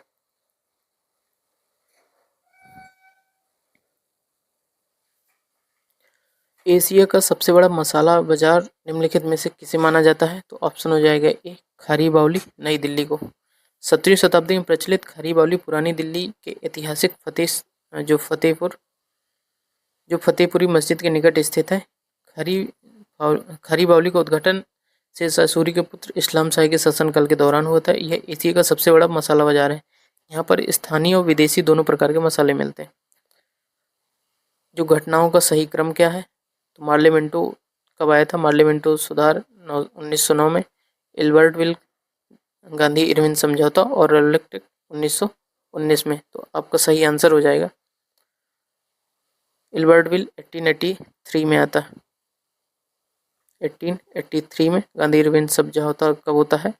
गांधी इरविन समझौता होता है आपका 1931 में। तो सबसे पहले आपका मार्ले मिंटो सुधार कौन सा आ जाएगा? मार्ले मिंटो सुधार 1909 में ये हो गया। एल्बर्टविल सबसे पहले आपका आएगा एल्बर्टविल, क्योंकि ये 1883 में। तो फर्स्ट हो जाएगा 4। तो फर्स्ट 4 में ये कट गया, ऑप्शन बचा सी या बी।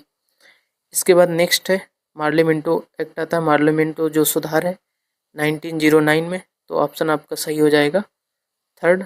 फोर्थ के बाद थर्ड के बाद आपका आ जाएगा गांधी इरविन पैक्ट, सॉरी इसके बाद आ जाएगा रोलेक्ट एक्ट।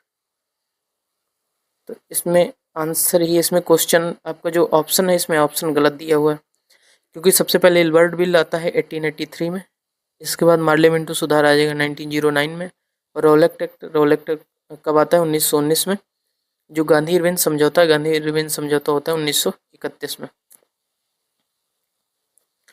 एल्बर्टविल विवाद 1883 में को लागू किया गया। इसमें जो विलियम थे PC एल्बर्ट ने जाति भेद को दूर करते हुए यूरोपीय और भारतीय न्यायाधीशों के समान शक्तियां दे दी, जिसके कारण अंग्रेज इसके विरुद्ध हो गए।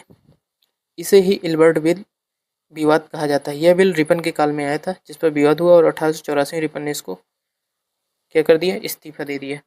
1884 में रिपन ने इस्तीफा दे दिया था। एल्बर्ट बिल था, एल्बर्ट बिल विवाद ये था कि जो PC एल्बर्ट ने जातीय भेदभाव को दूर किया। इन्होंने जो थे जातीय भेदभाव को दूर करते हुए बोला कि जो अंग्रेज जो भारतीय न्यायाधीश अब जो अंग्रेजों से संबंधित कोई भी जो विवाद होता है उसको अब सुन सकते हैं। तो इसमें अंग्रेज नाराज हो गए और अंग्रेज इस वजह से विरोध करने लगे। विरोध की वजह से इल्बर्टविल विवाद उत्पन्न हो गया और इसी के चलते 1884 में रिपन ने इस्तीफा दे दिया था। पार्लियामेंट सुधार 1909 में होता है। 1892 ईस्वी में अधिनियम के दोषों को दूर करते हुए मुस्लिमों के लिए पृथक निर्वाचक मंडल की शुरुआत होती है। 1919 में रोलक एक्ट आया था, जिसको नो अपील नो दलील की संज्ञा दी गई थी। गांधी इरविन समझौता 5 मार्च 1931 को होता है, गांधी जी और इरविन के बीच, दिल्ली में। तो आपका जो सही ऑप्शन है उसमें, क्योंकि ऑप्शन सही नहीं दिया इस वजह से गड़बड़ हो रहा था। नेक्स्ट क्वेश्चन है, भारतीय स्वतंत्रता आंदोलन के दौरान 1932 में ग्रेट ब्रिटेन के किस प्रधानमंत्री ने सांप्रदायिक पुरस्कार की घोषणा की? जो सांप्रदायिक कम्युनल अवार्ड था, किसने घोषणा की? ऑप्शन हो जाएगा डी रैमजे मैकडोनाल्ड ने। कब हुआ था? 16 अगस्त 1932 को सांप्रदायिक जो कम्युनल अवार्ड की घोषणा की गई। रैमजे मैकडोनाल्ड एक ब्रिटिश राजनेता थे, जिन्होंने वर्ष 1929 से 1931 और 1931 से 1935 तक यूके यानी ब्रिटेन के प्रधानमंत्री के रूप में कार्य किया था। अंग्रेजों के विरुद्ध खान अब्दुल गफ्फार खान द्वारा प्रारंभ किए गए आंदोलन का क्या नाम था? तो रेड शर्ट आंदोलन था, जो रेड शर्ट मूवमेंट था, इसके जो क्या बोला गया इस आंदोलन को? लाल कुर्ती आंदोलन। खान अब्दुल गफ्फार खान के जो जन्म है 6 फरवरी 1890 को पिशावर यानी तत्कालीन ब्रिटिश भारत वर्तमान पाकिस्तान में हुआ था। इन्होंने भारत के स्वतंत्रता संग्राम में भाग लिया। अपनी कार्य और निष्ठा के कारण इन्हें सरहदी गांधी यानी कि सीमांत गांधी के नाम से भी पुकारे जाने लगे। इन्होंने अंग्रेजों के विरुद्ध खुदाई खिदमत कर ईश्वर के सेवक की स्थापना की और फख्तूनों के बीच लाल कुर्ती आंदोलन का आह्वान किया। घटना और तारीख को इन जोड़ों में कौन सा जोड़ा सही ढंग से मेल नहीं खाता? दिल्ली भारत की नई राजधानी बनी, ये सही है, क्योंकि जब 1911 में बनाई गई, 1912 में दिल्ली जो राजधानी है दिल्ली लाई गई। महात्मा गांधी ने नील के किसानों को शिकायतों पर ध्यान आकर्षित करने के लिए बिहार में चंपारण अभियान शुरू किया था 1917 में। रामचंद्र शुक्ल जो आए थे, उनके कहने पर गांधी जी चंपारण गए थे, ये भी सही है। नेक्स्ट है कि बीजी तिलक ने पूना में अपने मुख्यालय के साथ भारतीय होम रूल लीग की स्थापना की 1914 में, तो गलत है, 1916 में। और कहाँ की थी? लखनऊ में। कब की थी? अप्रैल 1916 में। सुभाष चंद्र बोस ने आईएनसी जो थे अध्यक्ष के रूप में इस्तीफा दिया 1939 में। इंडियन नेशनल कांग्रेस से इस्तीफा दे दिया था 1939 में, सही है। तो इसमें आपका गलत कौन सा है? C number. तो अखिल भारतीय होम रूल लीग एक राष्ट्रीय राजनीतिक संगठन था, जिसकी स्थापना 1916 में बाल गंगाधर तिलक के द्वारा भारत में सुशासन हेतु राष्ट्रीय मांग का नेतृत्व करने के लिए होम रूल लीग के नाम से की गई थी। कब की थी? 1916 में, अप्रैल 1916 में, बल्कि सितंबर 1916 में एनी बेसेंट ने भी ऐसी संगठन होम रूल लीग की स्थापना की थी। नेक्स्ट क्वेश्चन है, अनुभवी स्वतंत्रता सेनानी, लेखक और शिक्षाविद के मुंशी ने निम्नलिखित में से किस संगठन की स्थापना की थी? तो ऑप्शन हो जाएगा बी भारतीय विद्या भवन। कन्हैयालाल मणिकलाल मुंशी, के मुंशी का पूरा नाम है। भारत के स्वतंत्रता संग्राम सेनानी, राजनेता, गुजराती और हिंदी के विख्यात जो साहित्यकार तथा शिक्षाविद थे। इन्होंने भारतीय विद्या भवन की स्थापना 7 नवंबर 1938 को महात्मा गांधी की प्रेरणा से मुंबई में की थी। यह एक शैक्षिक न्यास ट्रस्ट था, यानी कि शैक्षिक ट्रस्ट था। किस समाज सुधारक और राजनेता को प्यार से बाबा साहेब के नाम से बुलाते थे? जो अम्बेडकर थे, भीमराव अम्बेडकर, बाबा साहेब के नाम से भी जाना जाता था। आंग्ल समाज में हत्या कब तक अपराध नहीं मानी जाती थी? आंग्ल समाज में हत्या कब तक अपराध नहीं मानी जाती थी? 10वीं शताब्दी तक। पंचशील के नाम का नारा किससे संबंधित है? तो ऑप्शन हो जाएगा सी, पंचशील समझौता हुआ था हमारे भारत और चाइना के बीच में। नागार्जुन कौन थे? नागार्जुन एक दार्शनिक थे। नागार्जुन एक बौद्ध भिक्षु, दार्शनिक और माध्यमिक मत के संस्थापक थे, जिसकी शून्यता की अवधारणा को स्पष्टीकरण को उच्च कोटि के बौद्धिक और आध्यात्मिक उपलब्धि माना जाता है। 1927 में महाराष्ट्र के महाद सत्याग्रह का किसने आरंभ किया था? तो ऑप्शन हो जाएगा सी, भीमराव अम्बेडकर ने। महाद सत्याग्रह का आरंभ भीमराव अम्बेडकर द्वारा 20 मार्च 1927 को महाराष्ट्र राज्य के रायगढ़ जिले के महाद स्थान पर किया गया था। इस आंदोलन के माध्यम से अम्बेडकर वहां के दलितों, सार्वजनिक तालाबों, कुओं से पानी पीने और उसके माध्यम से पानी के उपयोग को अधिकार दिलाना चाहते थे।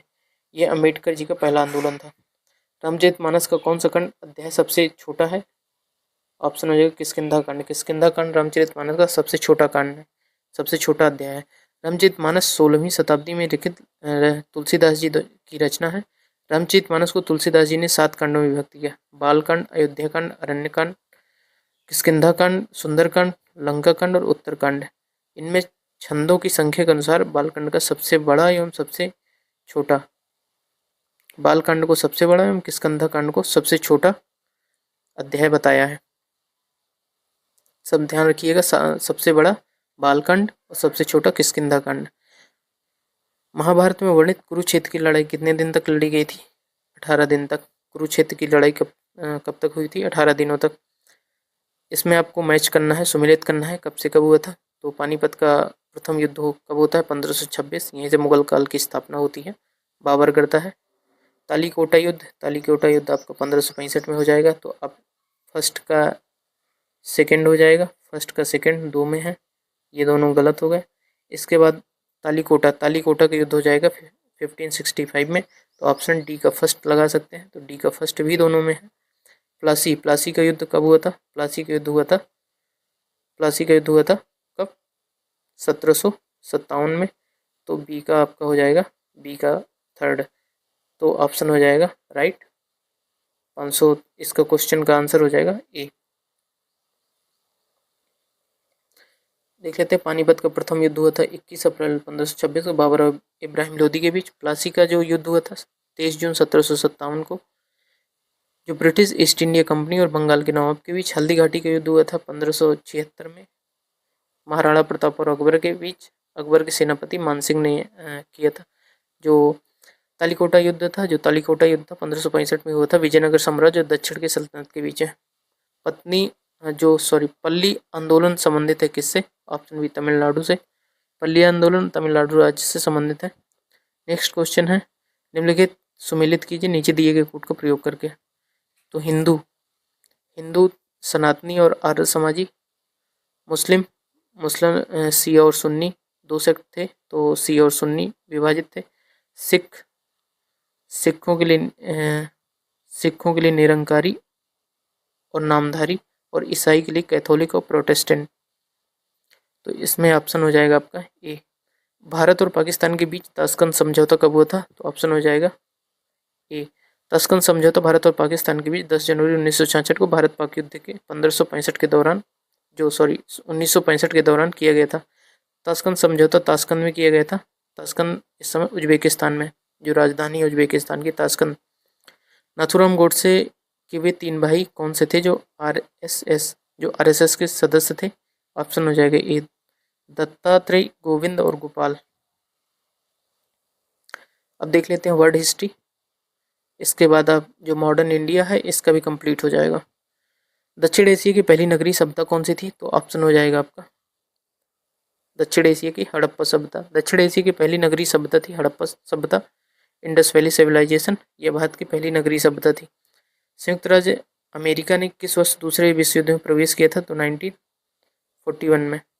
1939 से स्टार्ट हुआ था, 1941 में अमेरिका इस विश्व युद्ध में आ गया था। द्वितीय विश्व युद्ध की स्थापना जो शुरुआत हुई थी 1939 से 1945 में, जिससे जर्मनी की द्वितीय जो विश्व युद्ध है जिसमें जर्मनी की ओर से द्वितीय विश्व युद्ध में इटली ने 10 जून 1940 को भाग लिया और संयुक्त राज्य अमेरिका ने 8 दिसंबर 1941 को भाग लिया था। इस समय अमेरिकी राष्ट्रपति कौन थे? फ्रैंकलिन द रूजवेल्ट थे। ट्रफलगर स्क्वायर विश्व के किस शहर में स्थित है? तो ऑप्शन हो जाएगा बी, लंदन में। जो पूरा विश्व होलोकॉस्ट शब्द का विशेष रूप से निम्नलिखित में से किस देश के साथ जोड़कर देखता है? ऑप्शन हो जाएगा आपका सही ए, होलोकॉस्ट। किसमें? यहूदी लोगों को जड़ से खत्म कर देने को सोचा समझा और योजनाबद्ध प्रयास था। ऑप्शन हो जाएगा ए इसका, जर्मनी। होलोकॉस्ट समूचे जो यहूदी लोगों को जड़ से खत्म कर देने का सोचा समझा और योजनाबद्ध प्रयास था। 1939 में जर्मनी द्वारा द्वितीय विश्व युद्ध को भड़काने के बाद हिटलर ने यहूदियों को जड़ से मिटाने का होलोकॉस्ट शुरू किया था। नेक्स्ट क्वेश्चन है, वर्साय का महल निम्नलिखित में किस यूरोपीय राजधानी के पास स्थित है? तो ऑप्शन हो जाएगा बी, पेरिस। आदमी का लालच अपराध का प्रभावी कारण है, यह किसका कथन है? तो ऑप्शन हो जाएगा सी, प्लेटो यूनान का जो प्रसिद्ध दार्शनिक थे, बाद में मौलिक चिंतक के रूप में विख्यात हुआ। प्लेटो सुकरात का शिष्य और अरस्तु का गुरु था। सुकरात का शिष्य और अरस्तु के गुरु थे। प्लेटो ने अनेक विचार दिए जिसमें आदमी का लालच अपराध का प्रभावी कारण है। आदमी का लालच है जो अपराध का प्रभावी कारण है। प्लेटो के अनुसार यदि व्यक्ति किसी वस्तु का लालच न करे तो वह अपराध से दूर रह सकता है। प्रथम विश्व युद्ध कब समाप्त हुआ? तो ऑप्शन हो जाएगा 11 नवंबर 1918 को। प्रथम विश्व युद्ध 28 जुलाई 1914 से 11 नवंबर 1918 तक चला। यह युद्ध मित्र राष्ट्र और जो धुरी राष्ट्र थे इनके बीच हुआ था। तो ये आज हमने कवर कर दिया जो मॉडर्न हिस्ट्री है। मॉडर्न हिस्ट्री के बारे में कंप्लीट हो गया ये। जितने भी UPSSC ने अभी तक PYQ पूछा हुआ है, UPSSC ने मॉडर्न इंडिया के बारे में जितने भी क्वेश्चन पूछे हुए हैं सारा इसमें कवर है। जो बाकी जो वर्ल्ड हिस्ट्री का जो भी सेगमेंट है इसमें वो भी कवर है। इसके पहले हमने जो प्राचीन भारत और मध्यकालीन भारत का वीडियो है इसमें अपलोड कर चुके हैं। इसमें आप एक साथ पूरा देखिएगा और जितनी बार देखेंगे उतनी बार आपको चीज़ें क्लियर होंगी। तो ध्यान से आप देखिए और सारे एग्जाम दीजिए। बेस्ट ऑफ लक सबके लिए। Thank you. मिलते हैं नेक्स्ट वीडियो में। धन्यवाद।